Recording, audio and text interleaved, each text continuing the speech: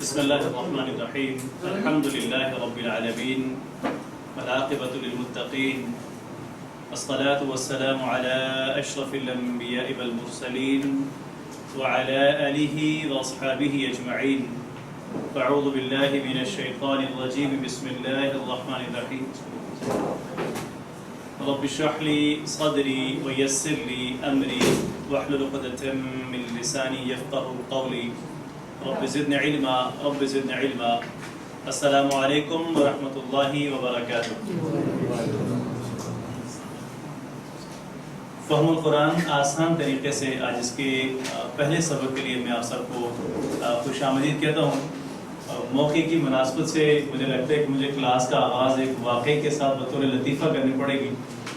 جیسے فرحان بھائی نے آپ کو بتایا کہ میں اسلام آباد سے یہاں آیا ہوں اور میرا رہائشی تعلق جو ہے وہ آزاد کشمیر سے ہے، اور سعود مقصود میرا نام ہے، اور کیریکٹر ایجوکیشن فاؤنڈیشن 2016 سے اس کا آغاز ہوا ہے، اور میں الحمدللہ 2012 کے ساتھ محترم محمود احمد صاحب، شاید آپ لوگوں کو ان سے تعارف ہوگا جنہوں نے اس ادارے کو بنایا ہے، تو 2012 سے میں فہم القرآن پہ ہی الحمدللہ کام کر رہا ہوں، اور پورے پاکستان کے اندر مختلف جگہوں پہ جا کے فہم القرآن کی کلاسز پڑھانے کا اتفاق ہوتا ہے الحمدللہ۔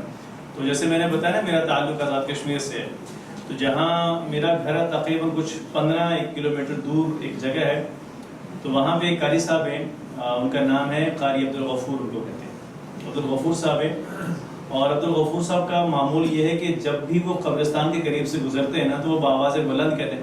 کچھ چیزیں انسان کا معمول یعنی عادت بن جاتی ہے، تو وہ انسان غیر شعوری طور پہ بھی وہ کرتا رہتا ہے، تو ان کا یہ معمول تھا، وہ جب بھی ابھی بھی ہے، بلکہ جب بھی وہ قبرستان کے قریب سے گزرتے تو وہ بآواز بلند کہتے السلام علیکم یا اہل القبور، یہ ان کا معمول ہے۔ تو وہ مسجد میں اپنی اپنی مسجد ہے، اسی میں وہ امام بھی ہیں، خطیب ہے، سارے اسی میں وہی ان کی ذمہ داری ہے۔ تو اتفاقی کیا سمجھ لیں آپ اس کو، یا اللہ رب العالمین کی منشا کچھ ایسی ہے کہ ان کے گھر اور مسجد کے درمیان میں بھی قبرستان آتا ہے، تو وہ مسجد میں تراویح پڑھاتے تھے، تو اس مسجد میں جو چھوٹے بچے حفظ کرتے تھے وہ تراویح کم پڑھتے، رات کو ادھر ادھر گھومنے پھرنے زیادہ نکل جاتے تھے۔ تو ایک رات انہوں نے یہ پلان کیا کہ آج ہم کچھ قاری صاحب کے ساتھ مذاق کرتے ہیں، تو انہوں نے یہ کیا، سارے بچے قبرستان میں چھپے بیٹھے تھے، تو قاری صاحب جب آپ کو تراویح پڑھا کے واپس گھر آ رہے تھے نا، تو انہوں نے حسب معمول کہا السلام علیکم یا اہل القبور، تو بچے سارے پہلے سے وہیں پہ چھپے ہوئے تھے، سارے بچے بآواز بلند بولے وعلیکم السلام یا قاری عبدالغفور۔ تو وہ قاری صاحب وہاں سے نا ڈر کے بھاگ گئے کہ آج قبرستان سے مردے بھی سلام کا جواب دے رہے ہیں، اور میرے سامنے ماشاءاللہ سارے زندہ اور جاندار لوگ موجود ہیں، تو مجھے کچھ خاص سلام کے جواب کی آواز نہیں آئی ہے۔ جزاک اللہ خیر۔ میں کچھ ایک دو باتیں اس میں ایڈ کروں گا سلام کے حوالے سے۔ بدقسمتی کے ساتھ آج ہمارا جو معاشرہ ہے، شاید سبھی تو نہیں لیکن تقریباً میں ایسے ہی دیکھتا ہوں، ہماری عبادات آج ہماری حقیقی طور پر وہ عبادت نہیں رہتی ہے، وہ ہمارا ایک ٹرینڈ کہہ سکتے ہیں یا ایک معمول کہہ سکتے ہیں۔ اگر میں صرف سلام کی ہی بات کروں، اب دیکھیے ہم تو جو سلام کے الفاظ کہتے ہیں، پہلی بات ہے ہم میں سے بہت کم لوگ سلام کے الفاظ درست ادا کرتے ہیں۔ اب دیکھتے ہیں فون اٹھاتے ہیں، پہلا کام اکثر ہم السلام علیکم، ٹھیک ہے، ایسے کرتے ہیں، حالانکہ سلام کہنے کے لیے صرف 2 الفاظ ایسے ہیں، اگر آپ وہ ادا کرتے ہیں تو اس کا معنی ہے آپ پر سلامتی ہو، باقی جتنے بھی الفاظ ہیں ان کا یہ معنی نہیں آپ پر سلامتی ہو۔ السلام علیکم یا سلام علیکم، السلام علیکم آپ پر سلامتی ہو یا سلام علیکم۔ اب آپ میں سے ہر ایک اپنی آنکھ بند کرنے کے لمحے کے لیے سوچے کہ میں جو روزانہ لوگوں کو بار بار سلام کہتا ہوں، کیا میں اسی طریقے سے کہتا ہوں یا نہیں کہتا؟ اگر کہتے ہیں تو پھر تو الحمدللہ بہت اچھی بات ہے، اور اگر نہیں ہے تو اس کا مطلب ہے پہلا کام مجھے سلام کی وہ اسی کو درست کرنے کی ضرورت ہے کہ جب میں جو دوسروں کو دعا دے رہا ہوں حقیقی طور پر ہو۔ اور دوسری بات، جب آپ کسی کو یہ دعا دے رہے ہیں تو کیا ہم دل سے شعوری طور پر اس شخص کو سلامتی کی دعا دے بھی رہے ہیں یا نہیں دے رہے؟ تو جواب جو ہم دیتے ہیں وہ بھی اکثر ہم کہتے ہیں وعلیکم السلام، نہیں، یہ بھی الفاظ درست نہیں ہیں، وعلیکم السلام۔ تو مجھے جواب دیجیے کہ السلام علیکم وعلیکم السلام، جزاکم اللہ خیر۔ فہم القرآن آسان طریقے سے آج اس کے پہلے سبق کے لیے میں آپ سب کو خوش آمدید کہوں گا۔ آج ہمارا سبق کا وقت تھوڑا زیادہ ہو جائے گا، میں اس کے لیے ایڈوانس آپ سے معذرت کروں گا، کیونکہ آج ہمارا تعارفی سیشن ہے تو اس میں تھوڑا زیادہ وقت لگنا ہے۔ انشاءاللہ کل سے جو ہم باقی اسباق پڑھیں گے وہ جو ہمارا آپ نے ایک 8 سے 9 بجے کا ٹائم ہے، اسی کے اندر کور ہو جائے گا انشاءاللہ۔ 9 بجے سے اوپر ٹائم نہیں جائے گا انشاءاللہ. تو آج کا پھر آپ لوگ شروع سے ذہنی طور پہ تیار رہے, کچھ 10 منٹ 15 منٹ شاید ہمارے اضافی لگ جائیں. پہلے مجھے بتائیے کیا ہر انسان قرآن کو سمجھ سکتا ہے یا نہیں سکتا؟ سمجھ سکتے ہیں. اچھا, ایک ہے پڑھنا, ایک ہے سمجھنا, دو مختلف چیزیں. تو میرا سوال اگلے سٹیپ پڑھنے سے اگلا سٹیپ ہے سمجھنا. تو سمجھنے کے حوالے سے میرا سوال ہے, کیا کہتے ہیں سبھی لوگ, سمجھ سکتا ہے کہ انسان قرآن کو؟ بالکل سمجھ سکتے ہیں, سمجھایا جا سکتا ہے. سمجھایا جا سکتا, جی جی, ہر ایک اپنی اپنی رائے ہے. جزاک اللہ, جی جی بالکل. اور عربی جب تک نہیں آئے گی تو جزاک اللہ خیر, عربی جب تک نہیں آئے گی تو ہم نہیں سمجھ سکتے. اور بھی باقی لوگ بھی کچھ جواب دیں گے تو اتفاق ہے نہیں سے؟ ایسا ہی ہے, بالکل صحیح کہہ رہے ہیں. ٹھیک ہے. اگر آسان ہے, چلیے اگر میں کہہ دوں سر آپ کی بات سے کہ اگر آسان ہے اور سمجھا جا سکتا ہے تو بچوں کو چھوڑ کے اگر میں دیکھوں تقریباً لوگ اپنی 30 پلس ہی ہیں, کچھ 40 ہوں گے شاید, کچھ 40 سے بھی زیادہ ہے, شاید 50 سے بھی زیادہ ہے. تو اگر میں جواب بے شک نہ دیجیے گا مجھے, بس اپنے طور پہ, کیا آج ہم اتنی زندگی گزارنے کے باوجود ہم قرآن کریم کو جب بھی کبھی خود پڑھیں یا ابھی جب آپ عشاء کی نماز پڑھ کر آئے ہوں گے جہاں سے بھی امام صاحب نے قرآن کی تلاوت کی ہوگی, کیا ہم ان کو ان آیات کو سمجھ رہے تھے یا نہیں سمجھ رہے؟ نہیں سمجھ رہے. کبھی کبھار ہوتا ہے, کبھی کبھار نہیں ہوتا ہے. جو صورتیں اگر ہم نے ترجمہ کے ساتھ پڑھی ہیں, وہ پڑھی جاتی ہیں تو سمجھ میں ان کی سمجھ آتی ہے. اور باقی جہاں سے پڑھتے رہے ہمیں کوئی پتہ نہیں امام صاحب کیا پڑھ رہے ہیں. تو اس کا مطلب ہے سمجھا جا سکتا بھی ہے لیکن ہمیں سمجھ میں نہیں آتا. ایسے ہی ہے یہ. چلیے انشاءاللہ اس کا بھی ہم کوشش کریں گے اس کا ادراک کرنے کی. اور یہ بہت بڑا, میں 2017 کے اندر گیلپ سے سروے کروایا, کیریکٹر ایجوکیشن فاؤنڈیشن نے. آپ اس بات سے اندازہ لگا دیجیے, اور یہ بات بہت تکلیف دہ, دکھ دہ بات ہے بطور مسلمان میرے لیے, کہ صرف 2% مسلمانوں کو قرآن درست پڑھنا آتا ہے. پاکستان کی بات کر رہا ہوں. پاکستان میں سروے کروایا گیا 2017 کے اندر, صرف 2% مسلمانوں کو قرآن درست پڑھنا آتا ہے. یہ بہت بڑی علمیہ کی بات نہیں ہے ویسے, کہ ہمیں قرآن درست پڑھنا ہی نہیں آتا, سمجھنا تو بہت آگے کی بات ہے. تو ہم اس کے لیے کوشش کریں گے انشاءاللہ تعالیٰ کہ ہمیں قرآن درست پڑھنا بھی آ جائے اور ہمیں قرآن سمجھ میں بھی آ جائے. اور یہ کتنا آسان ہے یہ قرآن, آئیے ذرا ہم اس کو دیکھتے ہیں. آج کے سبق میں انشاءاللہ تعالیٰ ہم سورۃ الفاتحہ کی پہلی 3 آیات کو پڑھیں گے, اور گرامر میں کلمی کی اقسام جن سے تقریباً آپ سبھی واقف ہیں, اسم, فعل اور حرف, اور اس میں اسم کے حوالے سے پڑھیں گے. اور یہ جو بھی آپ میں سے بعض نے کہا کہ ہمیں سمجھ نہیں آتا, وہ جواب جیسے آپ نے عربی کی مثال دی ہے, یہ بعض نے بھی, باقیوں نے بھی جو اپنی طرف سے رائے دی ہے کہ کیوں نہیں سمجھ آتا. ہم دیکھتے ہیں کہ یہ قرآن سمجھنا کتنا آسان ہے, اور کیوں نہیں سمجھ سکے ہم آج تک, ہم اس کو بھی ذرا ساتھ ساتھ دیکھتے جائیں گے. میں شروع کرنے سے پہلے کورس کے مقاصد ضرور آپ کے سامنے بیان کروں گا. ظاہر ہے کوئی بھی کام آپ کرتے ہیں, کوئی بھی کام کرتے ہیں, آپ کے کچھ ٹارگیٹس ہوتے ہیں, کچھ مقاصد ہوتے ہیں, اور اس کے لیے آپ جتنی بھی محنت کرتے ہیں وہ ساری ان مقاصد تک پہنچنے کے لیے کرتے ہیں یا نہیں کرتے. تو گویا کہ مقاصد ہی اصل چیز ہے, وہ سارا کام انہی کے حصول کے لیے انسان کرتا ہے. تو ہم مقاصد دیکھتے ہیں. سب سے پہلا مقصد ہے کہ جیسے ابھی آپ میں سے بعض نے کہا نہیں سمجھ سکتے, یہ بات ثابت کرنا اور آپ کو یقین دلانا کہ قرآن کریم سمجھنا آسان ہے. پہلی بات انشاءاللہ آپ خود اس کورس کے اندر دیکھیں گے کہ واقعتاً یہ قرآن سمجھنا حقیقی طور پر آسان ہے. کتنا آسان ہے وہ ہم آگے آج کے سبق سے اس کا اندازہ لگا لیں گے. تو یہ بات ثابت کرنا اور آپ کو یقین دلانا کہ قرآن کریم سمجھنا آسان ہے. بولیں گے آپ لوگ, ٹھیک ہے, ساتھ ساتھ دیں گے تو تبھی کچھ کام چلے گا. خالی اگر میں نے تقریر کرنی اسے شاید ہوگا, فائدہ تو ضرور ہو جاتا ہے, کچھ نہ کچھ بات آ جاتی ہے, لیکن انشاءاللہ ہم نے سیکھنا ہے. تو مل جل کے چلیں گے تو انشاءاللہ اس سے بہت مؤثر ہوگا. دوسرا مقصد ہے, پہلی تو بات ہو گئی نا قرآن کو سمجھنا آسان ہے, اس بات کا آپ کو یقین دلانا. آپ آگے آ جائیے گا, مطلب آگے کی چیز ابھی خالی ہے. تو پہلا تو مقصد یہ ہو گیا نا کہ قرآن سمجھنا آسان ہے, اس پہ سبھی کا اتفاق بھی ہے. دوسری جو اصل بات ہے کہ قرآن کریم کو سمجھنے کا آسان طریقہ سیکھنا. قرآن سمجھنا تو آسان ہے, لیکن وہ آسان طریقہ کون سا ہے؟ آپ نے بھی بہت سارے طریقوں سے قرآن کریم پڑھا اور سیکھا ہوگا. میرے سامنے موجود فرحان میں جو اس کورس سے گزرے ہیں انہوں نے بھی آپ کو اپنا بتا دیا ہے. اور میں الحمدللہ میں اس فیلڈ میں آنے سے پہلے میں ایجوکیشن سے وابستہ تھا, اور اس سے پہلے میں 8 سال الحمدللہ میں نے مدرسے کے اندر بھی پڑھا ہے.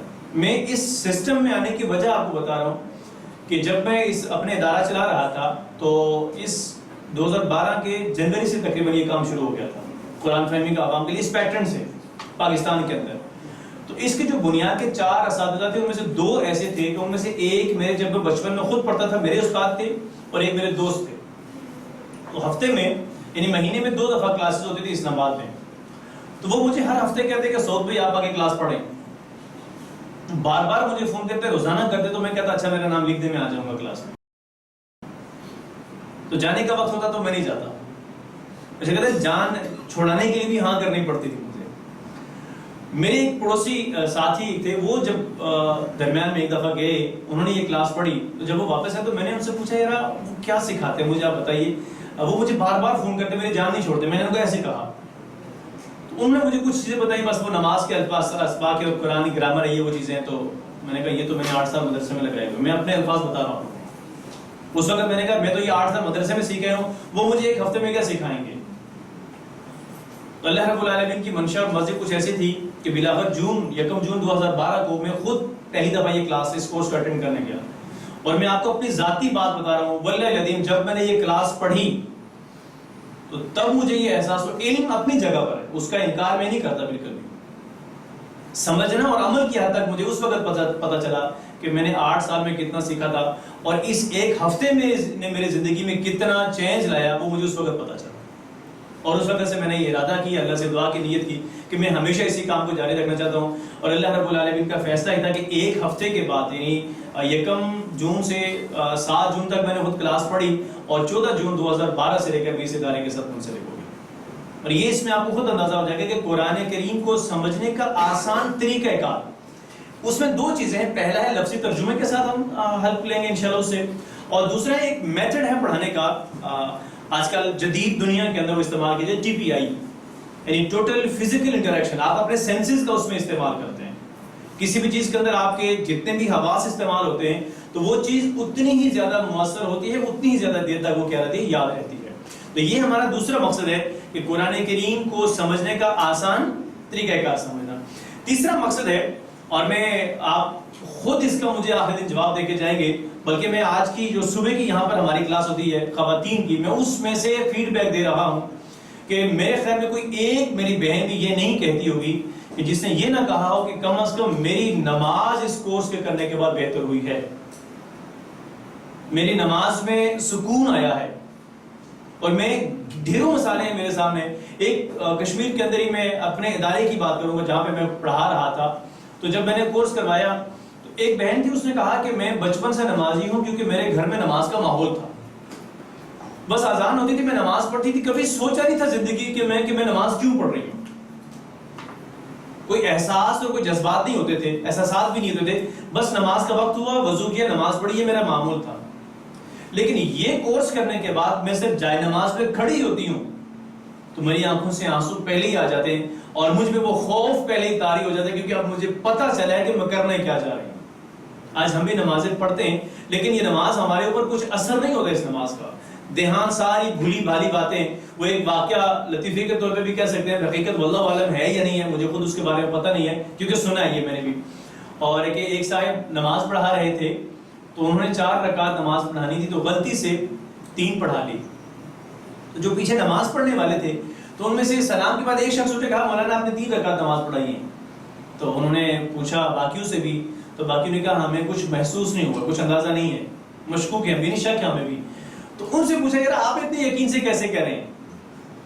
انہوں نے کہا اصل میں مولانا میری 4 دکانیں ہیں تو میں روزانہ 1 رکعت میں 1 دکان کا حساب کتاب مکمل کر لیتا تھا.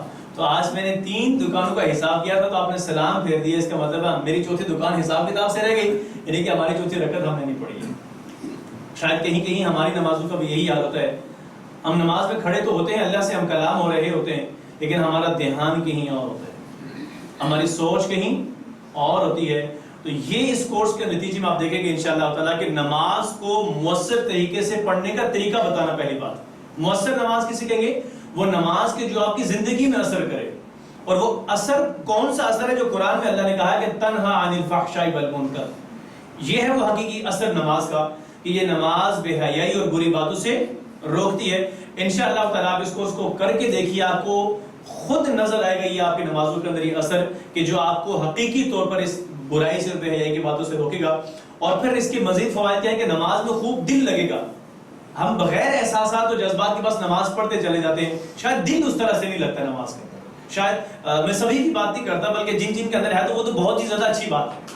تو نماز میں خوب دل لگے گا اور خشوع اور خضوع حاصل ہوگا. اور یہ جو آخری بات میں کہہ چکا ہوں کہ نماز کے اثرات ہماری روٹین کی زندگی میں آئیں گے انشاءاللہ تعالی. اس کے ساتھ ساتھ قرآن کریم کو سمجھنا ایک بات ہے, قرآن کو سمجھنے کا آسان طریقہ کار سمجھنا یہ علیحدہ بات ہے, لیکن قرآن کریم کو زندگی میں لانا یہ ان دونوں سے مختلف چیز ہے.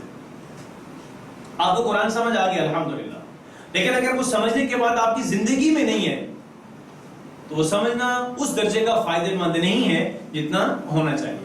تو انشاءاللہ آپ دیکھیں گے کہ قرآن کریم کو زندگی میں لانے کا طریقہ کار ہم سیکھیں گے اس قرآن کے اس کورس کے اندر. اور قرآن فہمی کے لیے یہ بات میں پہلے واضح کر دوں کہ ہم یہاں پر عربک لینگویج کی گرامر نہیں سیکھ سکتے اور نہیں سیکھیں گے. ہم صرف قرآن سمجھنے کے لیے جو بنیادی قرآنی گرامر کے جو تصورات ہیں, بنیادی تصورات صرف ہم انشاءاللہ تعالی وہ سیکھیں گے.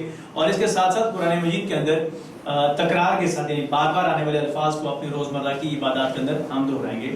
یہ ہمارے اس کورس کے مقاصد ہیں انشاءاللہ تعالی. ہم دیکھیں گے, ضرور ان مقاصد کو حاصل کرنے کی کوشش کریں گے. اور قرآنی مضمون کی مناسبت سے عربی میں بات چیت یعنی عربی کے جملے استعمال کرنا سیکھیں گے. کچھ قواعد و ضوابط ہیں ہمارے اس کلاس کے لیے ہونے چاہیے یا نہیں ہونے چاہیے؟ کیا خیر اتفاق ہے آپ سبھی کا؟ پہلا جو یہاں لکھا ہوا نہیں ہے, مجھے نہیں پتا نیچے کہیں آ جائے یا نہیں آ جائے. سب سے پہلا اصول یہ ہوگا, وہ میرے لیے بھی اور آپ سبھی کے لیے بھی ہوگا, اور یہ بہت بڑا المیہ ہمارے ملک کا کہ آج اس کی ہمیں کوئی قدر و قیمت نہیں ہے, اور وہی ہے کہ ہم میں سے ہر ایک وقت کا پابند ہو. ابھی ہم آج پہلا دن ہے تو میں آپ سب کی مشاورت سے وقت رکھوں گا. تو مجھے بتائیے کلاس کا وقت کیا ہونا چاہیے؟ 8 سے 9 ٹھیک ہے؟ اصل میں بات ایسے ہوگی نا کہ وہ جو 8:30 پہ نماز پڑھیں گے کہیں دوسری مساجد میں نا 8:30 پہ, اصل میں 8:30 پہ بعض لوگوں نے نماز پڑھنی ہے تو پھر ان کے لیے سوری 7:30 پہ, تو ان کے لیے آنا تھوڑا سا مشکل ہو جائے گا 7:45 بجے. تو اس لیے ہم نے اسی چیز کو سوچتے ہوئے بعض مساجد میں 7:20 پہ ہو رہی ہے اور بعض 7:30 پہ ہو رہی ہے. تو یہ تو درمیان میں ہم نے آدھے گھنٹے کا ٹائم رکھا تاکہ آسانی کے ساتھ ہر ایک نماز پڑھ کر آ جائے. تو کیا خیال ہے 8 بجے آ جائیں گے سبھی لوگ انشاءاللہ؟ اتفاق ہے؟ چلیے تو آپ جی 8:15 اگر آپ آفس سے ڈائریکٹ یہاں پہنچے, یو پی سے ڈائریکٹ سر 8:15 بہتر کر سکے. 8 والے کتنے ہیں ویسے؟ 8 والے کتنے ہیں پلیز؟ اور 8:15 والے کتنے ہیں؟ کیا کیا جائے سر اس کا ایک تھوڑی قربانی دینی پڑے گی نا. ہاں 15 منٹ کی قربانی, 15 منٹ کی قربانی یہ دینی چیز پڑے گی. مانگتی ہے. بالکل یہ تو مانگے گا, اس کو آگے بھی دیکھیں گے آپ کتنے کچھ مانگتی ہے. جی اس کا یہ ہے کہ جو یہاں پر ساتھی جتنے بھی ہیں ہمارے وہ 8 بجے سب آئیں, ٹائم یہ آپ جو اپنا سیشن اسٹارٹ کریں نا اس کی ٹائم میں سب 8 کریں. یہ ذہن ایسا ہے نا, میں آپ کو ایک بات بتاؤں, یہ دماغ ایسا ہے نا انسان کا, یہ سہولت پسند ہے. ہو ہی نہیں سکتا کہ میں آپ سے یہ کہہ دوں کہ آپ 8 بجے آئیں, میں 8:15 بجے سبق شروع کروں گا. ممکن ہی نہیں ہے کہ دماغ آپ سب کے اس بات کے لیے قبول ہے, جب آئے گا ہی نہیں. تو میرے خیال میں تھوڑا سا آپ لوگ کوشش کریں, کچھ ہی دنوں کی بات ہے, ہفتے میں میرا 4 دن یا 5 دن ہماری کلاس ہونی ہے. آپ کوشش کریں اگر ممکن ہو آپ کے لیے, نہیں تو میں یہ کروں گا کہ روزانہ شروع میں کچھ اعادہ کروں گا نا, تو 5 سے 7 منٹ میں اس میں لگا دوں گا کہ پیچھے سبق میں کیا پڑھا تھا. تو آپ لوگ کوشش کریں سبھی لوگ. چلیے یہ تو 3-4 لوگوں کا مسئلہ جو 8 بجے آنے کے لیے. باقی میں سبھی سے کہوں گا آپ اس کو اگر یہ سمجھتے نا کہ میں نے 8 بجے جانا ہے, تو اگر 8 بجے آپ یہاں پہنچ رہے ہوں گے تو ہماری کلاس 8:10 پہ شروع ہوگی. 8 سے مراد آپ 7:55 ذہن میں رکھیں. کیا خیال ہے؟ تو تبھی ہماری کلاس 8 بجے شروع ہو پائے گی نا. تو اس کے لیے آپ سبھی کوشش کریں کہ میں نے ہر صورت 7:55 میں یہاں پہنچنا ہے. اور یہ بات یاد رکھ لیجئے, یہ پہنچنا نہ پہنچنا یہ میرے اور آپ کے اوپر. اگر ہم ارادہ کر لیں نا پکا کہ میں نے پہنچنا ہی پہنچنا ہے, شیطان کا کوئی بھی آ جائے وہ مجھے آپ کو روک نہیں سکتا. اور اگر ہم خود ہی آہستہ آہستہ ڈھیلے ڈالے رہیں گے نا تو ہمارے لیے پہنچنا 8 بجے بھی مشکل نہیں بلکہ 8:15 بجے بھی مشکل ہوتا ہے. تو پہلا کام آپ سب نے کرنا ہے انشاءاللہ وقت کی پابندی کا خیال رکھیں گے سارے لوگ. میں بھی بھرپور کوشش کروں گا کہ میں بھی 8 بجے سے پہلے یہاں پہ موجود ہوں. سوالات درمیان میں آئیں گے, آپ کو ظاہر دوران سبق سوال آتا ہے تو آپ نے ہاتھ اٹھانا ہے. تو اگر کسی کا کوئی سوال ہوگا تو آپ نے سوال کرنا ہے, اور اس کا جواب میں کچھ اس طرح سے دوں گا کہ بسا اوقات کچھ اگر تو ضروری ہے تو میں نے وہیں پہ دے دینا ہے سوال کا جواب. کچھ سوالات ہمارے ایسے ہوں گے کہ جن کا جواب آگے کسی سبق میں آ رہا تھا یا اسی سبق میں آگے آ رہا ہوتا ہے.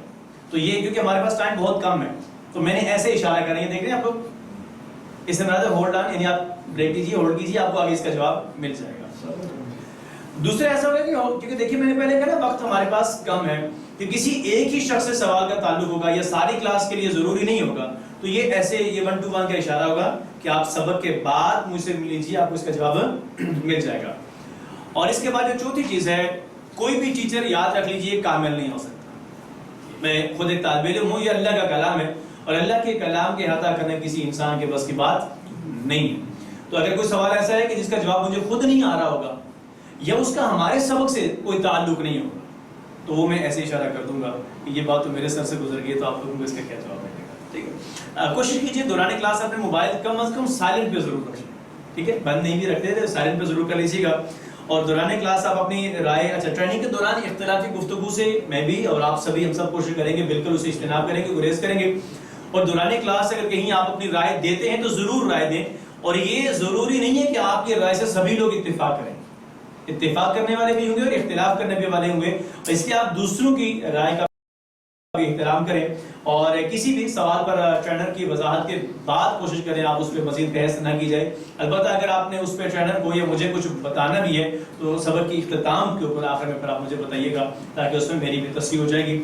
اور یہ جو آخری بات ہے بہت ہی اہم بات ہے، اب اس لیکچر کو عام لیکچرز کی طرح یا عام کورسز کی طرح نہیں لیجیے گا، بلکہ یہ ایسا کورس ہے، یہ ایسا لیکچر ہے، یہ ایسی کتاب ہے کہ جو زندگیوں میں تبدیلی لانے والی ہے۔ میرے بھائیوں، ایسا ممکن ہی نہیں ہے کہ کوئی شخص قرآن سے تعلق کو بنائے اور اس کی زندگی میں تبدیلی نہ آئے، ایسا ہو ہی نہیں سکتا۔ تو کیونکہ ہم قرآن سیکھنے یہاں پر آئے ہیں، اور جب ہم قرآن کے ساتھ جڑیں گے تو انشاءاللہ ضرور بھی ضرور ہماری زندگیوں کے اندر کچھ نہ کچھ لازمی تبدیلی آئے گی۔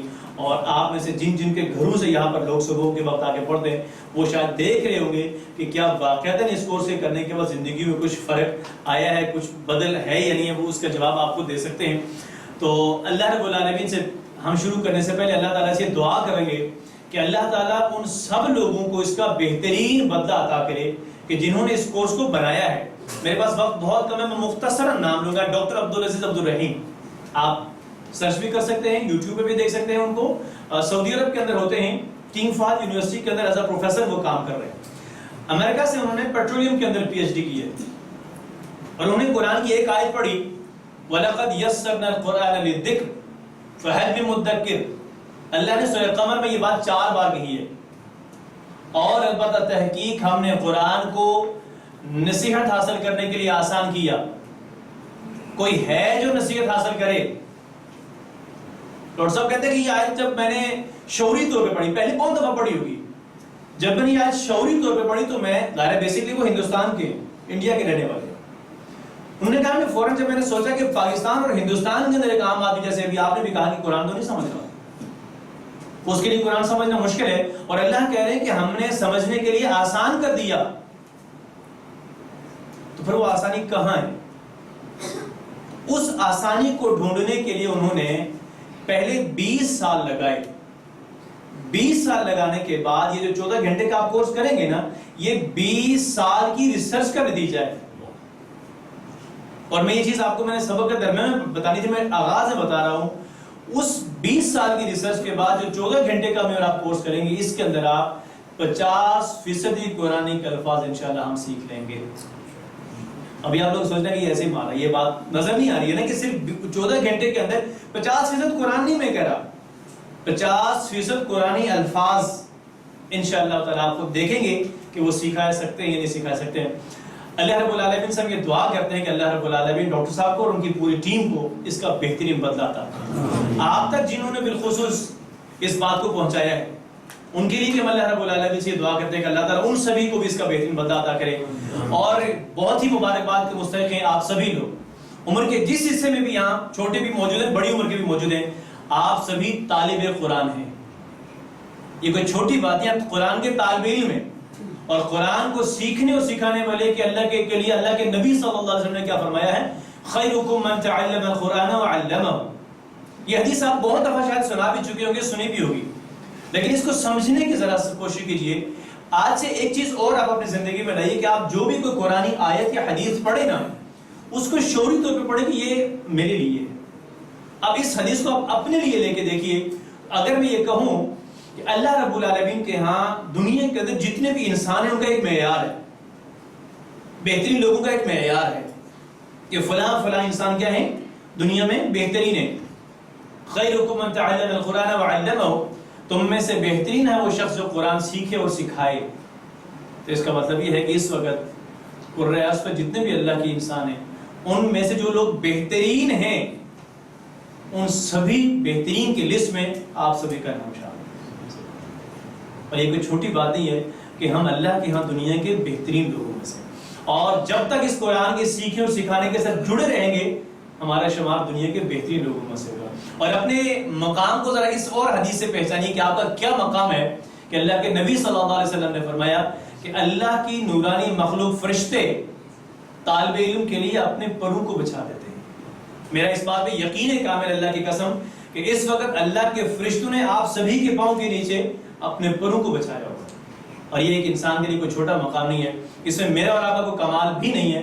یہ کمال ہے دراصل اس قرآن کریم کا جس کو ہم سیکھنے کے لیے بیٹھے ہیں. اور جب تک قرآن سیکھتے اور سکھاتے رہیں گے انشاءاللہ یہی مقام رہے گا. اور اس کا بہت بڑے مبارکباد کے مستحق ہیں. یہاں پر ایک اہم وضاحت بہت ہی زیادہ ضروری ہے. آپ اس کورس میں کوئی بھی چیز ہٹ کر یا نئی نہیں دیکھیں گے، سارا وہی ہے. ہم نے خود اس کو علماء کرام سے سیکھا ہے. لیکن آپ دیکھیے نا الحمدللہ کچھ لوگوں نے اب اس پہ کام شروع کیا، لیکن اگر آپ نے قرآن کو سیکھنا ہے تو کتنا وقت نکالنا پڑتا زندگی کا؟ 2 سال 4 سال 6 سال 8 سال نکالنے پڑتے ہیں نا، تو تبھی جا کے آپ قرآن کے علوم کو سیکھ پاتے ہیں. لیکن ہم نے کیا کیا ہے کہ یہ اس علم کو، اس قرآن کو علماء سے سیکھا ہے اور آپ تک عوام الناس تک پہنچانا ہماری ذمہ داری ہے. یہ میرے درمیان میں کیا یہ پوزیشن ہے کہ میں اس علم کو لے کے علماء سے کدھر پہنچا رہا ہوں؟ عوام الناس تک. ہم ایک ذریعہ ہیں اور ایک آسان طریقے سے اور مختصر وقت کے آپ اس کو بھی کہہ سکتے ہیں کہ لیے ہم عوام تک پہنچانے کی کوشش کرتے ہیں.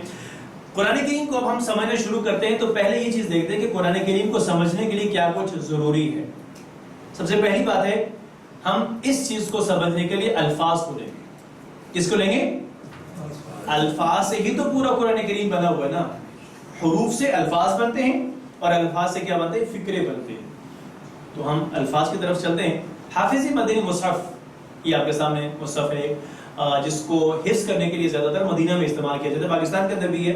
15 لائنوں والا قرآن کریم ہے. اس کی اب یہ وہ مختصر سی ریسرچ ہے کہ جس سے ڈاکٹر صاحب نے اس کام کو شروع کیا، ڈاکٹر عبدالعزیز عبدالرحیم صاحب نے. اس کے تقریباً 600 صفحات ہیں. کتنا صفحات ہیں کل؟ ہاں تو سارے بولیں گے تو مجھے پتا چلے میں کلاس پڑھا رہا ہوں. کتنے صفحات ہیں؟ جزاکم اللہ خیر. ہر صفحہ میں 15 لائنیں ہیں. آخر میں جائیں گے کچھ کم ہو جائیں گی تو وہ اگر آپ دیکھیں 611 سے 12 صفحات ہیں. تو 600 کیوں کیا ہے؟ مثلا دیکھیں اگر میں آخری صفحے کو دیکھوں سورہ ناس اور سورہ فلق کے اندر تو اس میں 2 صورتیں ہیں، لیکن اس میں بھی لائنیں ایک صورت کی وجہ سے 2 صورتیں 2 لائنیں آپ کی کیا ہو جاتی ہیں؟ کم. بسم اللہ الرحمن الرحیم اور جو صورت کا نام اور رکوع اور آیات کی تفصیل ہوتی ہے. تو یوں اگر آپ اس کو بھی کم کر دیں تو 600 صفحات بنتے ہیں اور ہر صفحہ میں تقریباً 15 لائنیں ہیں اور ایک لائن میں 9 الفاظ ہیں. اگر ہم ہر لائن میں 9 الفاظ ہی شامل کریں تو یہ آپ کے ایک پیج پہ 135 الفاظ بنتے ہیں. 9 کو 15 سے ملٹیپلائی کریں 135 ہی بنتا ہے نا. تو یہ آپ کی ایک لائن میں 135 الفاظ بن جاتے ہیں. لیکن ہر لائن میں 15 الفاظ 9 الفاظ نہیں ہیں.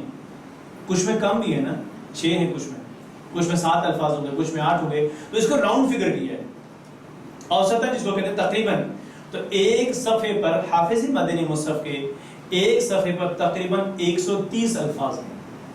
کتنے الفاظ ہیں؟ 130. سارے بولیں گے کتنے الفاظ ہیں؟ 130. اوکے اب تو بہت آسان ہے کہ جب ایک پیج پہ 130 ہیں تو کل 600 صفحات ہیں تو ہم 130 کو ملٹیپلائی کریں گے 600 سے تو یہ مکمل الفاظ قرآن کریم کے اندر 78,000 ہیں.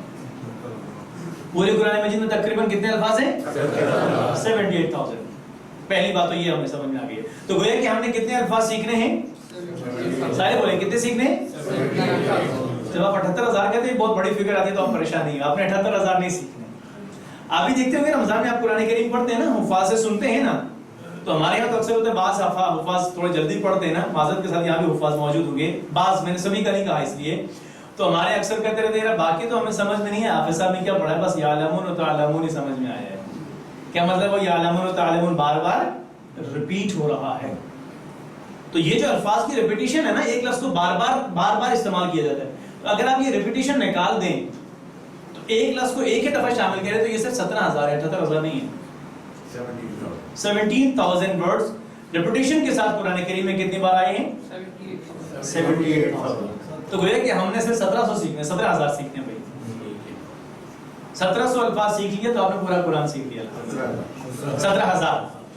مزید اور آسانی کی طرف آتے ہیں کہ اگر آپ نے علم صرف کی قواعد، آپ میں سے کتنے لوگوں نے علم صرف سے واقفیت ہے؟ ذرا پلیز کوئی ہیں جو علم صرف سے واقف ہیں؟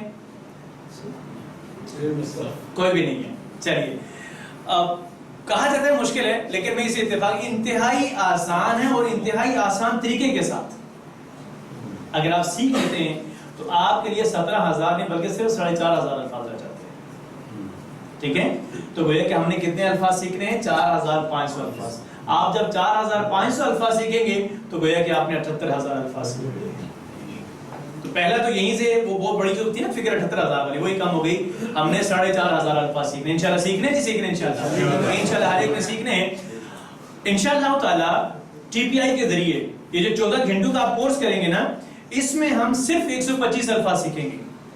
کون سے میں سے؟ 4,500 میں سے ہم آپ کو صرف 125 سکھائیں گے. اچھا بتائیے 4,500 کتنی بار ریپیٹ ہو رہے تھے؟ پھر بولیے.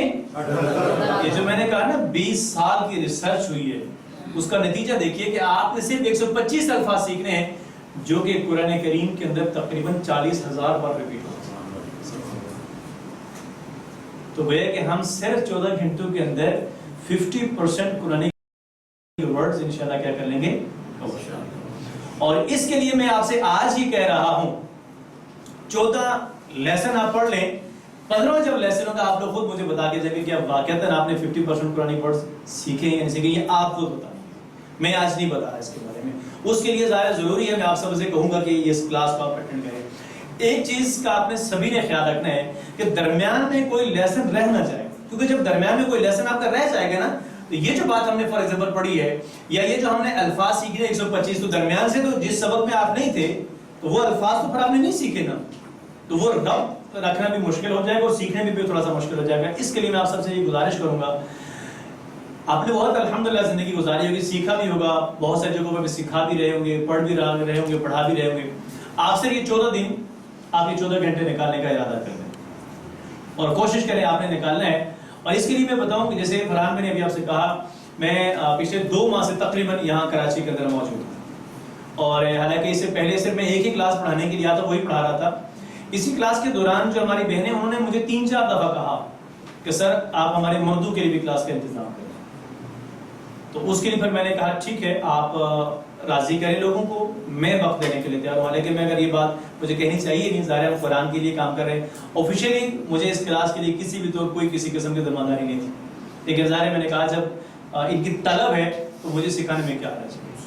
ٹھیک ہے، اور ظاہر ہے میں نے سکھانا تبھی ہے جب آپ سبھی لوگ یہاں پر ہوں گے. آپ لوگ یہ کوشش کیجئے کہ یہ آپ نے 14 دن کا مسئلہ، اس میں ظاہر درمیان میں چھٹی ہوگی اس کا میں نہیں کرا، لیکن یہ 14 گھنٹے ہیں یہ آپ نکالیے. اور ان 14 گھنٹوں کو نکالنے کے بعد میں پورے یقین سے یہ بات کہتا ہوں کہ جب آپ آخر میں جائیں گے آپ پر اپنی زندگی پچھلی پوری دیکھیں گے اور یہ صرف 14 دن دیکھیں گے، آپ کو خود فرق محسوس ہو جائے گا.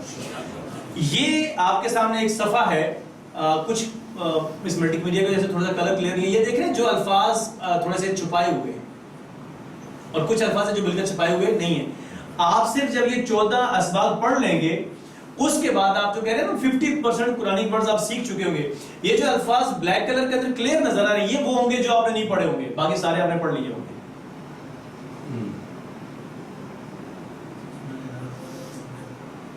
ٹھیک ہے، آپ نے 14 گھنٹے کا کورس کرنے کے بعد اس میں سے 50% قرآنی ورڈز آپ انشاءاللہ تعالی سیکھ جائیں گے. اب ہم شروع کرتے ہیں اس کو. ٹھیک ہے، تو انشاءاللہ اس کلاس کو جاری رکھیں گے. ہاں 1-2 باتیں میں جانتا ہوں وہ ضرور ہوں گی آپ کے ساتھ. شیطان، آپ یہ کیا سوچتے ہیں آپ قرآن سیکھنے آئے شیطان آپ کو آسانی سے آنے دے گا؟ ایسا ہو سکتا ہے؟ اسی کے بارے میں ہم پہلے پڑھ رہے ہیں، آغاز اسی سے ہو رہا ہے. وہ ضرور کوشش کرے گا، بھرپور کوشش کرے گا آپ کو روکنے کی. کبھی کچھ پریشانیاں، کبھی کچھ. تو ہم نے اسے کیا کرنا ہے؟ مات دینی ہے، اس کے وسوسوں میں، اس کی زد میں نہیں آنا ہے. ہم نے وقت نکالنا ہے. تو شروع کرتے ہیں تعوذ سے. کیا ہے سارے بولے لفظ کیا ہے؟ تعوذ. ٹھیک ہے، تو ہمارے اس کو پڑھنے کے 3 سٹیپس ہوں گے. پہلے میں خود پڑھوں گا، پورے کا پورا ترجمہ کروں گا. پھر ہم نے کہا نا کہ ہم لفظ سیکھیں گے، ایک ایک لفظ کو سیکھیں گے، پھر ہم لفظی ترجمہ کریں گے. پھر اس کے مختصراً اسباق دیکھیں گے کہ میری زندگی میں یہ چیز کیا پیغام میری زندگی کے لیے ہے. پھر اس کا آپ ترجمہ کریں گے. اعوذ باللہ من الشیطان الرجیم، میں پناہ میں آتا ہوں اللہ کی شیطان سے جو مردود ہے. اب ہم ایک ایک لفظ کا ترجمہ دیکھتے ہیں. اعوذ، پہلی بات جیسے میں نے آپ سے شروع میں کہی ابھی کہ ہم صرف 125 الفاظ سیکھ رہے ہیں جو کہ قرآن مجید میں کتنی بار استعمال ہوتے ہیں؟ 40,000 بار. پہلا لفظ آپ سیکھ رہے ہیں اعوذ. تو اعوذ کا معنی ہے میں پناہ میں آتا ہوں، اور یہ لفظ قرآن کریم میں 7 مرتبہ استعمال ہوا ہے. اب مجھے آپ ایک بات بتائیے، اگر آپ مجھے اعوذ کا ترجمہ بتائیے آپ سبھی لوگ. آپ پورے قرآن میں کہیں بھی آ جائے اعوذ، مجھے بتائیے ترجمہ مشکل ہوگا آپ کے لیے؟ یہی وہ بات ہے جس کا ہم آغاز کرتے ہیں. تو وہ کہ 78,000 میں سے 7 آپ کے یہ ہو گئے آج ایک لفظ سے. کس سے؟ اعوذ سے. جی، تو اعوذ میں پناہ میں آتا ہوں. ہاں، ہم اکثر دیکھتے بھی ہیں، لکھا بھی ہوتا ہے، پڑھتے بھی میں پناہ مانگتا ہوں. کوئی فرق نہیں ہے، صرف فیلنگز کے اوپر فرق ہے، کیفیات میں فرق ہے. مثلا یہ ہماری بھی کلاس چل رہی ہے تو یہ دروازہ بند ہو ہماری کلاس کا اور کوئی شخص باہر سے دستک دے رہا ہو تو کیا مطلب ہے؟ وہ کلاس میں آنے کی اجازت مانگ رہا ہے. جب تک کوئی کھولے گا دروازہ نہیں تو وہ اندر نہیں آئے گا. اور یہ کیسے؟ جب دیکھیے بھی بچہ ہمارے سامنے آ کے کلاس میں کوئی دستک نہیں دی، سیدھا آ کے کلاس میں بیٹھ گیا. یہ فرق ہے آنے میں اور مانگنے میں. تو ہم جب بھی اعوذ باللہ پڑھیں اس احساس کے ساتھ پڑھیں کہ میں اللہ سے پناہ مانگ نہیں رہا، میں نے خود کو با کر اللہ کی پناہ میں پیش کر دیا ہے اور مجھے اس کے رحمت سے امید ہے وہ مجھے دھتکارے گا نہیں. صرف اتنی سی بات ہے. میں پناہ میں آتا ہوں. اعوذ بولیے، میں پناہ میں آتا ہوں. اب اعوذ کے حوالے سے ہی ہے. آپ دیکھیے، آپ جو بھی کچھ کام کرتے دنیا کا تو حفاظتی اقدامات کا خیال رکھنے کی تعلیمات ہوتی ہیں. نہیں ہوتی ہیں؟ آپ جو گاڑی میں بیٹھتے ہیں، آج کل گاڑیاں بھی ایسی آ گئی ہیں، وہ آپ کو الارم دیتی ہے کہ بھائی سیٹ بیلٹ باندھ دیجیے، ٹھیک ہے، سیفٹی فرسٹ. تو ہم قرآن سیکھنے جا رہے ہیں، اس کے لیے بھی ہمیں سیفٹی کی ضرورت ہے، اور وہ کس سے ہے؟ شیطان سے. اور اللہ رب العالمین ہر کام سے پہلے حفاظت کا خیال رکھنے کی تعلیم ہے اللہ رب العالمین کی پناہ میں، یعنی اللہ رب العالمین کی حفاظت میں. اور ذرا سوچیے، جب کوئی انسان، کوئی شخص اللہ رب العالمین کی حفاظت میں آ جائے تو اسے کوئی شیطان کوئی چیز کوئی ضرر پہنچا سکتا ہے؟ کبھی بھی نہیں پہنچا سکتا. تو اس لیے یہ ساتھ میں دوسری بات کہوں گا، جب بھی اعوذ باللہ پڑھیں تو اس سوچ اور یقین کے ساتھ پڑھیے کہ میں نے اپنے آپ کو اللہ کی پناہ میں پیش کر دیا. اعوذ میں پناہ میں آتا ہوں. دوسرا لفظ ہے باللہ. باللہ یہ 2 ٹکڑوں سے ہے. یہ عربی میں ایسا ہوگا، آپ آگے بھی دیکھیں گے کہ ایک لفظ میں 2 3 ٹکڑے ملیں گے آپ کو. تو بی کا معنی ہے کی. کیا معنی ہے بی کا؟ سارے بولیں گے بی کا معنی کی. اور اللہ ہی اللہ رب العالمین کا ذاتی نام ہے، تو باللہ کا معنی ہو جائے گا اللہ کی. اعوذ میں پناہ میں آتا ہوں باللہ اللہ کی، من الشیطان. من کا کیا معنی ہے؟ سے. من کا کیا معنی ہے؟ سے. یہ لفظ اچھا بہت سارے الفاظ ایسے ہیں کہ جو ہم اردو میں بھی اسی طریقے سے استعمال کرتے ہیں، جیسے کہتے ہیں من جانب، جانب سے.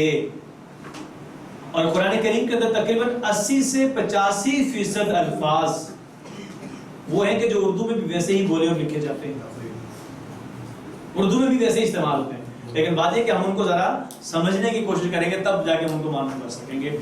الشیطان، الشیطان، شیطان اس کا اردو میں بھی شیطان ہی کہتے ہیں، اور اس کے ساتھ شروع میں کیا لگا ہے؟ ال، یعنی سارے شیطان، تمام کے تمام شیطان. اور یہ بات آپ آگے پڑھیں گے سبق کے اندر، اور ہو سکتا ہے آپ کا سوال بھی آ جائے تو میں خود ہی یہاں پہ جواب دیتا ہوں کہ ال تو بسا اوقات کسی ایک کو خاص کرنے کے لیے عربی میں استعمال ہوتا ہے، لیکن وہیں پہ ال کثرت کے لیے بھی استعمال ہوتا ہے اور وہیں پہ ال تاکید کے لیے بھی استعمال. جیسے ہم پڑھتے ہیں الحمدللہ، تمام تعریفیں. ان الانسان، الانسان تو انسانوں کے علاوہ تو کوئی اور مخلوق انسان ہی ہے نا، تو اس سے مراد پوری یہ کثرت بھی بسا اوقات کے لیے بھی یہ کیا لگتا ہے؟ ال استعمال ہوتا ہے. تو یہ ال استعمال ہوا، اس سے جتنے بھی سارے کے سارے شیطان سے مراد ہیں. اور الشیطان جو شیطان ہے، الرجیم، الرجیم کا معنی ہے مردود، اور مردود اچھا سوری شیطان واحد ہے، اس کی جمع ہے شیاطین. اور یہ دونوں الفاظ شیطان اور شیاطین دونوں تقریباً 88 مرتبہ قرآن کریم کے اندر استعمال ہوئے ہیں. کتنی مرتبہ استعمال ہوئے؟ 88 مرتبہ. اور پریشان ہونے کی بات نہیں ہے، ملک اور ملائکہ بھی 88 مرتبہ قرآن کریم کے اندر استعمال ہوئے ہیں. ٹھیک ہے، جہاں پر شیطان اور شیاطین 88 بار ہیں، وہیں پر ملک اور ملائکہ بھی کتنی بار ہیں؟ 88 बार, इसलिए हमें परेशान होने की जरूरत नहीं है। अर्रजीम का माना है जो मरदूद है, अल इसके भी शुरू में लगा है, मरदूद धुतकारा हुआ, और ये रजीम तकरीबन 6 मरतबा कुरान करीम के अंदर इस्तेमाल हुआ है। जरा सोचिए कि क्या शैतान अल्लाह रब्बुल आलमीन की रहमत से करीब है? अल्लाह की रहमत से करीब है शैतान? नहीं, वो तो मरदूद है, तो धुतकारा गया है, तो रजीम का मतलब यानी मरदूद यानी धुतकारा। ये हो गए इसके तावुद के लफ्जी माना, पहला काम हो गया ना लफ्जी माना। अब हम इसमें से अपने लिए, मैं पहले यहाँ बता दूं, हम यहाँ पर आयात की या अरबी जो भी हम पढ़ेंगे उसकी तशरीह नहीं करेंगे, हमने उससे वो असबाब लेने हैं जो मेरी और आपकी जिंदगी के लिए जरूरी है कि मैं इसको जिंदगी में कैसे रहूं। सबसे पहली बात है, हमें ये इल्म है देखो कि शैतान कौन है, हमारा सबसे बड़ा बदतरीन बदमाश दुश्मन है, और वो उसने अब तक करोड़ों इंसानों को बहकाया है। उसने जन्नत में हज़रत आदम अलैहिस्सलाम और अम्मा हव्वा को फअज़्ज़लहुमा शैतानु अन्हा, और अब हमें से कोई भी हज़रत आदम अलैहिस्सलाम से बेहतर किसी भी तो नहीं हो सकता, और शैतान हमेशा हर वक्त इसी काम में लगा रहता है कि वो हमें क्या कर रहा था, मुसलसल बहकाने की कोशिश करता है, और बहकाने के लिए वो वसवसे डालता है हमें, उसके बारे में इंशाल्लाह पढ़ेंगे। और जैसे उसने कहा ना अल्लाह ताला से, ये हदीस से मफहूम है, उसने फरमाया कि मैं इनके दाएं जानिब से, बाएं से, आगे से, पीछे से, यानी चारों तरफ से मैं क्या करूंगा, इनके ऊपर हमले करूंगा, मैं वसवसे डालता हूं। तो हमने उसे क्या करना है, बचना है। और हम में से हर एक के साथ एक शैतान जिन मौजूद है, वो मुसलसल एक बदतरीन बदमाश दुश्मन की तरह हमारे ऊपर हमले कर रहा होता है। हम ऑफिस में हूँ, हम घर में हूँ, हम बाजार में हूँ, हत्ता कि हम मोबाइल इस्तेमाल करते हो, हम दुनिया का जो भी काम कर रहे होते हैं, वो जालिम अपना काम कर रहा होता है। कौन? शैतान। वो वसवसे डाल रहा है कि हम नमाज पढ़ते उसमें भी आ जाता है वो। तो पहली तो बात ये होना है कि हमें इस दुश्मन के बारे में पता होना चाहिए कि वो मुसलसल अपना क्या कर रहा है, हम उसे हवाले से जंग में। अच्छा, ये एक ऐसा दुश्मन है कि जनाब जिसे आप देख भी नहीं सकते, आप उसे मार भी नहीं सकते, आप उसे ज़ेर भी नहीं कर सकते, आप उसे इस्लाम की दावत भी नहीं दे सकते, तो फिर ऐसे दुश्मन से कैसे बचा जाए? जिस दर्जे का बड़ा दुश्मन है उसी दर्जे के हमारे पास हिफाजती इक़दामात भी हैं, और उसका एक ही इलाज है, अल्लाह की पनाह में आना और उसके लिए आऊज़ु बिल्लाह पढ़ लें। बस आप आऊज़ु बिल्लाह पढ़ लें, उसका कोई तजर्बा, कोई भी चीज़ आपको कुछ भी नहीं कर सकता। याद रख लीजिए, शैतान ने अल्लाह की नाफरमानी की, शैतान ने अल्लाह की नाफरमानी की, वो धुतकारा गया। और मैं वो मुख्तसर उस बात का जिक्र करूंगा, शैतान ने अल्लाह की इबादत का इनकार नहीं किया था, अल्लाह के सामने सजदा करने से इनकार नहीं किया था, उसने हज़रत आदम अलैहिस्सलाम के सामने सजदा करने से इनकार किया था, जो कि अल्लाह का ही हुक्म था। तो उसे क्या कहा गया, तू रजीम है, तू निकल जा यहां से, तू मरदूद है। बस इस बात को तसव्वुर में लाके सोचिए कि शैतान ने तो एक सजदे का इनकार किया, कहीं हम फजर के वक्त रोजाना अमली तौर पर, जबान से तो नहीं, कहीं 4 सजदों का इनकार तो नहीं कर रहे, क्या मसला? कहीं हम जोहर की नमाज में भी 8 सजदों का इनकार तो नहीं कर रहे, कहीं हम असर में भी इसी तरीके से, मगरिब और इशा अपनी तमाम नमाजों का जायजा लें, कहीं हम किसी नमाज में वो नमाज को छोड़ तो नहीं रहे, और अगर छोड़ रहे हैं तो गोया कि सजदे का अमली तौर पर इनकार ही तो हुआ ना। अल्लाह रब्बुल आलमीन हम सबको महफूज रखे और हमें नमाजों को कायम करने वाला, पहली बात। और वो ये चाहता है।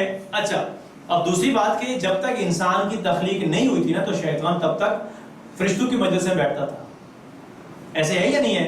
अगर नहीं है तो अल्लाह ने वइज़ क़ाला रब्बुका लिल मलाइकति उसजुदू लि आदम जैसे है, तो सजदे पे तो शैतान उधर था ना, तो तभी उसने इनकार किया। तो जब तक इंसान नहीं था तब तक शैतान फरिश्तों की मजलिस में था, और उस जन्नत से निकालने की असल वजह कौन बना? इंसान बना। और अब ये जालिम ये चाहता है कि जिस इंसान की वजह से होगी उसे धुतकारा गया, जन्नत से निकाला गया, ये इंसान भी उसकी बातों में आ जाए, उसी की तरह का हो जाए। उसी की तरह के हो जाने से क्या मुराद है? इसको भी जन्नत से निकाला जाए, और अल्लाह की नाफरमानी करता रहे, अल्लाह की नाफरमानी करता रहे, इसको जहन्नम में डाला जाए।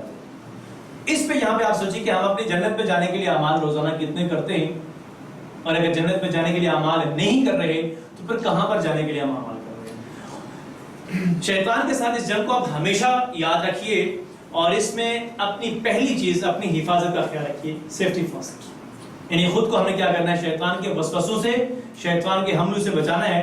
अब इंशाअल्लाह ताला तअव्वुद और सूरह फातिहा दोनों के साथ मिलाकर 12 आदात सीखेंगे। عادت کون ہوتی ہے؟ کس کو کہتے ہیں عادت؟ جو آپ کا معمول ہو، روٹین ہو. تو گویا کہ ہم یہ جو 12 باتیں پڑھیں گے نا، ہم ان کو اپنا معمول بنائیں گے. پہلی عادت ہے اعوذ باللہ پڑھتے رہیں ہمیشہ. کیا ہے ذرا سارے بولی، پہلی عادت کیا ہے؟ تعوذ پڑھتے رہیں اور شیطان سے اپنی حفاظت کا خیال رکھیں. کسی بھی گناہ کا جو پہلا قدم ہے نا، کسی بھی گناہ کا پہلا قدم وہ وسوسہ ہوتا ہے. جب شیطان وسوسہ ڈالتا ہے نا تو پھر انسان کی نیت خراب ہوتی ہے. نیت خراب ہوتی ہے تو انسان کا برا کام کرتا ہے. تو پہلے سٹیج پہ ہی آپ کو محسوس ہو رہا ہو نا جب وسوسہ، اسی وقت اعوذ باللہ پڑھ رہے ہو، گناہ سے بچ جائے. ٹھیک ہے. اب زندگی میں لانے کا، ہم نے کہا تھا نا آپ کو زندگی میں لانے کا طریقہ سکھائیں گے. یہ ہے میں ابھی انشاءاللہ جب ہم آگے چلیں گے نا تو ہم ہر آیت کو کوشش کریں گے اس کے ساتھ آنے کے لیے. الحمدللہ بہت تفاسیر کو بھی پڑھنے کا اتفاق ہوتا ہے، بہت سے لوگوں کو سننے کا بھی اتفاق ہوتا ہے، لیکن قرآنی آیت کو زندگی میں لانے کے لیے میں نے اس سے آسان طریقہ آج تک کوئی نہیں دیکھا ہے. پہلا تو کام ہو گیا نا تصور اور احساس. ٹھیک ہے. اب ہم ایک ایک کو پڑھیں گے. اس لیے پہلے خود کو غیر محفوظ محسوس کیجئے کہ آپ شیطان کے حملوں میں گھرے ہوئے. پہلی بات. دوسری کیا ہے؟ احساس. احساس کیا ہے؟ کہ اللہ رب العالمین 7 آسمانوں سے اوپر عرش پر ہے، مگر وہ ہمارے بہت ہی نحن اقرب الیہ من حبل، ہمارے بہت ہی زیادہ قریب ہے، اور وہ یہ بھی جانتا ہے کہ ہم کیا کچھ سوچ رہے ہیں. اس لیے تعوذ کو اس تصور اور احساس کے ساتھ پڑھیے کہ اللہ تعالیٰ سن کر جواب دے گا. کبھی ویسے اپنے اپنے طور پہ سوچیے، کبھی اس تصور سے تعوذ کو پڑھے کہ اللہ سن کر جواب بھی دے گا مجھے، اور وہ جواب ہوگا حفاظت کے صورت. اس کے بعد اللہ تعالیٰ سے دعا کیجیے. اور یہ بات میں اس دن بھی کہی تھی، شاید کچھ لوگوں نے اس کے ذہن میں ہوگی، کہ اللہ رب العالمین سے دعا مانگتے رہیے، دعا مانگیے، دعا پڑھیے. یہ الفاظ آپ کو شاید برے لگ رہے ہوں گے. بھیک کے انداز میں اللہ رب العالمین سے پناہ مانگیے. اور یہ بات میں اکثر کہتا ہوں، اگر آپ نے مانگنے کا سلیقہ کچھ سیکھنا ہے تو یہ جو روزانہ آپ سے بھی بازار میں مانگنے والے آتے ہیں ان سے بھی ہم سیکھ سکتے ہیں. جب ہم سے مانگتے ہیں ہم شاید فوراً نہیں دے دیتے، لیکن وہ دور تک گاڑی کے ساتھ بسا اوقات اور پیدل آپ کے ساتھ بھاگتے ہیں، بالآخر انسان کچھ نہ کچھ انہیں دے دیتا ہے. یہی کام ہم نے بھی اپنے اللہ رب العالمین سے کرنا ہے. ہم نے اللہ سے مانگنا ہے، اور میں کہتا ہوں پیچھے لگ جانا ہے اللہ تعالیٰ کے، اللہ کے، اور ایک اطمینان کے ساتھ اور یقین کے ساتھ اللہ تعالیٰ سے مانگنا ہے کہ وہ ضرور بھی ضرور ہمیں عطا کرے گا. تو پہلا کام ہم نے کیا کرنا ہے؟ دعا کرنا ہے. پھر دعا کے ساتھ بہت ہی زیادہ ضروری چیز ہے احتساب. احتساب ہمیشہ گزری ہوئی زندگی کا ہوتا ہے. اور وہ کیا کریں گے؟ آج سے پہلے بھی اور آج بھی میں کتنی بار شیطان کے پھندے میں آیا ہوں، اس کے چنگل میں پھنسا ہوں. ظاہر ہے جو گناہ کیے تو اسی کی وجہ سے تو کیے ہیں نا. اب سوچئے کہ جب میں پھنسا ہوں تو کیوں پھنسا ہوں؟ وہ وجوہات کون سی ہیں؟ کہیں انٹرنیٹ کی وجہ سے تو نہیں، یا انٹرنیٹ پہ میں نے کہیں ایسی کوئی ویب سائٹ یا ایسی ویڈیوز تو نہیں دیکھی کہ جو بالکل نہیں دیکھنی چاہیے تھی مجھے. کہیں میرے ایسے حلقہ احباب، میرے دوست ایسے تو نہیں ہے کہ جن کی وجہ سے ہو کہ میں نے یہ شیطان کے چنگل میں پھنسا ہوں. جو وجوہات ہیں آپ ان کو دیکھیے اور پلاننگ کیجئے. پہلی بات صحیح دوستوں کا انتخاب کیجئے اور ان ساری چیزوں سے دور رہنے کا پلان کیجئے جو آپ کے شیطان کے چنگل میں کی طرف لے جانے والے ہیں. اور بہت ہی اہم چیز ہے، چوتھی چیز ہے، اللہ کے نبی صلی اللہ علیہ وسلم نے فرمایا ہے بلغوا عنی ولو آیا. اگر میری طرف سے آپ کے پاس ایک آیت بھی پہنچی ہے اسے دوسروں تک پہنچائیے. اور یہ بھی یاد رکھ لیجیے اسلام کے اندر صرف اپنی ذات تک محدود رہنے کا کوئی کانسیپٹ نہیں ہے. آپ نے اس کو دوسروں تک پہنچانا ہے. دوسروں کو اس بات کا پیغام اس تک اس کو پہنچائیے کہ شیطان کے وسوسوں سے بچیں گے کیسے، اور اگر نہیں بچ رہے شیطان کے وسوسوں سے تو اس کا نقصان کیا ہے. کہ پھر انسان اس کے حملے کی زد میں آ کر کیا کرتا ہے؟ گناہ کرتا ہے. اور گناہ کو اگر میں یوں کہوں کہ انسان اللہ کی نافرمانی کرتا ہے. گناہ اللہ کی نافرمانی ہی تو ہے نا ذرا. اور ذرا اس بات کو سوچ کے ہم آگے چلتے ہیں، اس کے بعد ترجمہ کریں گے. کوئی شخص اللہ کی نافرمانی کرتا ہے اور اللہ تعالیٰ کو ناراض کر کے، اللہ کی نافرمانی کر کے اگر وہ رات کو سوتا ہے تو وہ کیسا شخص ہوگا؟ اور اگر اسی رات اس کو موت آ گئی تو کسی کو کوئی پتہ ہے کس کی زندگی کا آخری لمحہ کون سا ہے؟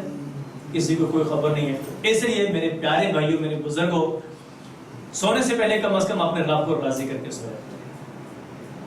اگر کہیں دن میں کچھ کر لیا ہے، بشری تقاضا ہے، کہیں اللہ کو ناراض کیا ہے یا اللہ کی نافرمانی کر دی ہے، تو بیٹھ جائے واپس جائے نماز پر 2 رکعت نماز پڑھ کے اپنے رب کو راضی کر کے سوئیں.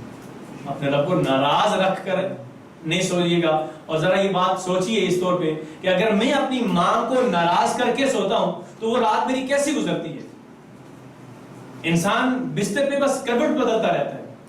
اگر کسی شخص کو پتا ہو کہ آج میں نے اپنی ماں کو ناراض کر دیا ہے, ہم کیسے انسان ہیں اگر ہم اپنے رب کو ناراض کر کے سوئیں, پھر ہم کیسے اپنے بستر پر آرام اور سکون سے سو سکتے ہیں. اس لیے یہ پیغام کے ساتھ ساتھ کہ شیطان نے اللہ کی نافرمانی کی اور وہ مردود ہو رہ گیا. میں نے اللہ رب العالمین کی نافرمانی نہیں کرنی ہے, میں نے اپنے رب کو راضی کرنا ہے.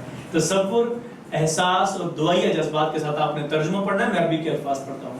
اعوذ, چلیے عربی پڑھ لیں پہلے. اعوذ, نہیں مجھے سب کی آوازیں ذرا سارے پڑھیے. اعوذ باللہ من الشیطان الرجیم. اعوذ باللہ من الشیطان الرجیم. اعوذ باللہ من الشیطان الرجیم. اب آپ نے صرف اردو پڑھی, ترجمہ کرنا ہے. اعوذ, میں پناہ میں آتا ہوں. اعوذ باللہ من الشیطان, شیطان سے, الرجیم. اعوذ باللہ من الشیطان الرجیم. اعوذ باللہ من الشیطان الرجیم. اب آگے چلیں, بسم اللہ کی طرف چلتے ہیں. سورہ فاتحہ کا آغاز کرتے ہیں تو مختصر صورت ہے, پہلی بات ہے, اور قرآن کریم کی پہلی صورت ہے. آغاز مصحف دیکھیں تو پہلی صورت ہے, اور نزول کے اعتبار سے جو پہلی مکمل صورت, پہلی وہی نہیں, پہلی مکمل صورت جو آپ علیہ السلام پر نازل ہوئی وہ بھی سورہ فاتحہ ہی ہے. اور اس سورہ کی آپ اہمیت کا اندازہ اس بات سے بھی لگا سکتے ہیں کہ ہم میں سے ہر ایک کو روزانہ ہر نماز کی ہر رکعت میں پڑھنے کا حکم دیا گیا ہے. آخر کوئی نہ کوئی بات ہے تو اس صورت میں, تو تبھی تو اسی کو پڑھنے کا حکم دیا ہر رکعت میں. باقی کسی کو ہر رکعت میں پڑھنے کا کیوں نہیں حکم دیا؟ کوئی نہ کوئی اس میں خاص بات تو ہوگی نا, اور وہ خاص بات, وہ پیغام ہم نے اس میں سے دیکھنا ہے اور پھر اس کو اپنی زندگی میں لانا ہے.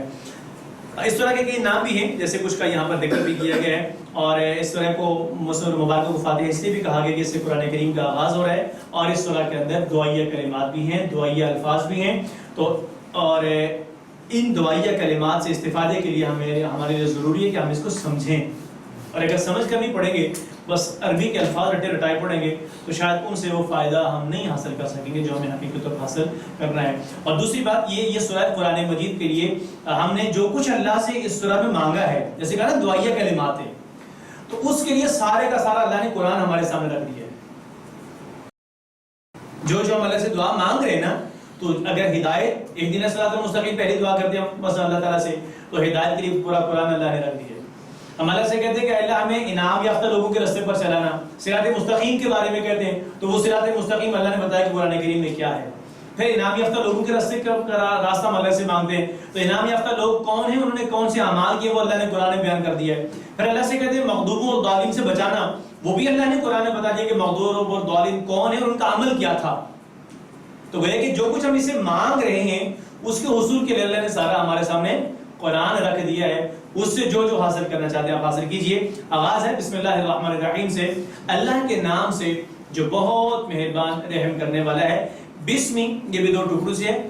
بی کا یہاں پر معنی ہوگا سے, اور بی کا اصل معنی سے اور ساتھ ہے. اور بھی جیسے کی بھی اس کا استعمال ہوتا ہے, یہ ہم انشاءاللہ آگے ایک سبق میں پڑھیں گے. جو پریپوزیشنز ہیں کسی بھی زبان میں, وہ اردو میں لے لیں, انگلش میں لے لیں, عربک میں لے لیں, ان کا معنی ہر جگہ پہ سیم نہیں ہوتا ہے. ان کا معنی فکرے کی مناسبت سے ہوتا ہے. تو وہ انشاءاللہ ہم آگے سبق میں پڑھ لیں گے. تو بی کا معنی ہے یہاں پر سے, اور اسم کا معنی ہے نام. کیا معنی ہے اسم کا؟ یہ تو اکثر اردو میں اسم کا معنی اسم کا, آپ کے اسم گرامی کیا ہے, یہ تو اکثر کہتے ہیں آپ کے اسم گرامی, آپ کا نام کیا ہے. تو اسم کا معنی نام ہے, اور اس کی جمع ہے اسماء. جیسے کہتے ہیں آپ کو اسماء الحسنہ زبانی یاد ہے, اسماء الحسنہ کہتے ہیں نا ہم لوگ استعمال کرتے ہیں, یعنی گویا کہ اچھے نام, بہترین نام. تو اسم واحد ہے, اس کی جمع ہے اسماء, اور یہ دونوں اسم اور اسماء تقریباً 39 مرتبہ قرآن کریم کے اندر استعمال ہوتے ہیں. اللہ ہی اللہ کا, یہ ہم نے پیچھے پڑھ لیا. الرحمن, اچھا عربی زبان بہت ہی زیادہ خوبصورت زبان ہے. یہ جو لفظ آپ اچھا عربی میں ایک پیٹرن ہوتا ہے الفاظ کے بولے گا، ایک اسٹائل ہوتا ہے، اس اسٹائل سے جتنے بھی الفاظ بولے جاتے ہیں ان میں ایک چیز پائی جاتی ہے. جیسے یہ جو لفظ رحمان ہے، اس پیٹرن سے جتنے بھی الفاظ بولے جائیں گے ان میں شدت کا اظہار ہوتا ہے، جوش. جیسے رحمان، غضبان، جوعان، فرحان، طوفان، عطشان، سب میں شدت ہے. مثلا یہ آپ کے قریب میں سمندر ہے، آپ سبھی کو جانے کا اتفاق ہوا تو مجھے سمندر میں لہر ہر وقت آتی رہتی ہے نا، لیکن کبھی کبھار جب اسی لہر میں شدت آ جاتی ہے تو کیا کہتے ہیں کیسی لہریں ہیں؟ طوفانی لہریں. یہ ہوا روزانہ ہر وقت چل رہی ہوتی ہے نا، تو کسی نے کہا طوفانی ہوا. جب اسی ہوا کے اندر کیا آ جاتی ہے؟ شدت آتی ہے تو ہم کہتے ہیں طوفانی ہوا چل رہی ہے. تو یہ ہے عطشان، غضبان، شدید غصے میں. تو یہ ہے الرحمن، پرجوش رحمت والا، انٹینسلی مرسیفل. تو وہ کہ رحمت والا تو ہے لیکن کس کے ساتھ ہے؟ جوش کے ساتھ ہے.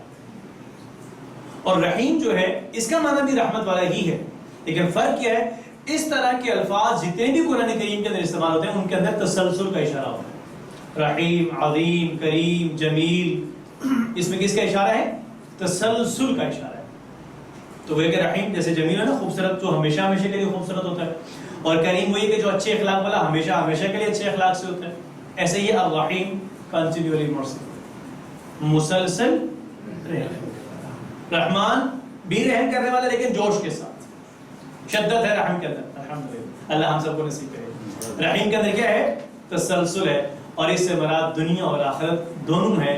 اور اگر آپ آخرت میں اللہ کے رحمت کے امیدوار بننا چاہتے ہیں تو وَكَانَ بِالْمُؤْمِنِينَ رَحِيمًا. اللہ تعالیٰ مؤمنین کے لیے رحیم ہے. وہ ہے کہ مؤمنین وہ لوگ ہیں کہ جن کے اوپر دنیا میں بھی اللہ رحم فرمائیں گے اور آخرت میں بھی. اس کی وجہ سے پھر مؤمنین کون ہیں پھر ہم ایک اور کسی سبق میں پڑھ لیں گے. رحمت کے جوش کو تسلسل سے ضرب دیجئے. سبحان اللہ. رحمت کی موصولہ دار بارش جو کہ مسلسل ہو رہی ہے. اب ہم اس میں سے بھی مختصراً اسباق دیکھیں گے. سب سے پہلی بات ہے اللہ رحمان یعنی پرجوش رحمت والا ہے، اور رحیم یعنی مسلسل تسلسل کے ساتھ رحم کرنے والا ہے. وہ یہ کہ رحمت کی موصولہ دار بارش جو کہ مسلسل ہو رہی ہے. یہ جو دوسری عادت ہے بہت ہی پیاری بات ہے. دوسری عادت، پہلی عادت آپ نے پڑھی تعبد کے حوالے سے، کچھ ذہن میں ہے دہرا سکتے ہیں؟ اعوذ باللہ پڑھتے رہے، ہمیشہ اعوذ باللہ پڑھتے رہے. دوسری بات ہے کہ ہر کام سے پہلے بسم اللہ پڑھیے اور اپنے اندر یہ اعتماد رکھیے کہ رحمان اور رحیم آپ کے ساتھ ہے. یہ یقین اور اعتماد رکھیے کہ رحمان اور رحیم آپ کے ساتھ ہے، وہ ضرور آپ کی مدد کرے گا. ایسا ہو سکتا ہے کہ رحمان اور رحیم میری مدد نہیں کرے گا، پھر کون کرے گا؟ تو اس اعتماد کے ساتھ یہ پڑھیے بسم اللہ. ہمیشہ جس بھی کام کے شروع میں پڑھیے نا، اس اعتماد اور یقین سے پڑھیے کہ رحمان اور رحیم وہ کیا کرے گا؟ ضرور بے ضرور آپ کی مدد کرے گا. یہ عادت نمبر 2 ہوگی. کیا ہے؟ کہ ہر کام سے پہلے بسم اللہ پڑھیں اور اپنے اندر یہ اعتماد اور یقین رکھیے کہ وہ رحمان اور رحیم آپ کے ساتھ ہے، وہ ضرور بے ضرور آپ کی مدد کرے گا. اللہ رب العالمین کے بارے میں اچھا گمان رکھیے کیونکہ وہ بے حساب رحمت والا ہے. وہ اپنی رحمت کسی ایک حساب سے ہمارے اوپر نہیں کرتا، بے حساب رحمت والا ہے، اور وہ ہماری ہر طرح کی ضرورت کا محبت سے خیال رکھتا ہے. ہماری تمام تر ضروریات نہیں، میں اپنی اور میں آپ کی بات کروں گا، بلکہ وہ ہماری تمام تر خواہشات کو بھی پورا کر رہا ہے. ضرورت تو ہے لباس صرف سطر کو چھپانے کے لیے یا ایک پہننے کے لیے، لیکن کون سا پہنے، کیسا پہنے، یہ میری اور آپ کی خواہش ہے. پیارے بھائی، کھانا ضرورت ہے لیکن ہم تو خواہش کے ساتھ کھاتے ہیں، تو وہ ہماری صرف ضروریات نہیں بلکہ خواہشات کو بھی پورا کرتا ہے. اس نے ہمیں دنیا کے اندر آنکھ یعنی تمام ہمارے آزاد دیے ہیں، اس کے ساتھ ساتھ ہمیں زمین سے ہمارے لیے پرورش کے لیے تمام تر چیزوں کو اگایا ہے، پیدا کیا ہے، اور ہمیں رشتہ دار، ہمارے والدین، یہ سب چیزیں عطا کی ہیں. تو ہم اس پر کیا کرنا چاہیے؟ اللہ کا شکر ادا کرنا چاہیے. اور یہ ہے تیسری عادت اللہ رب العالمین کے بارے میں مثبت سوچ، پازیٹیو تھنکنگ اباؤٹ اللہ. آج مغرب بھی وہ کہتے ہیں کہ پازیٹیو تھنکنگ ایک ایسی چیز ہے جس شخص میں پازیٹیو تھنکنگ ہوگی وہ شخص کامیاب ہے. لیکن پازیٹیو تھنکنگ کی نسبت پازیٹیو تھنکنگ اباؤٹ اللہ اس سے کئی گنا زیادہ بہتر ہے.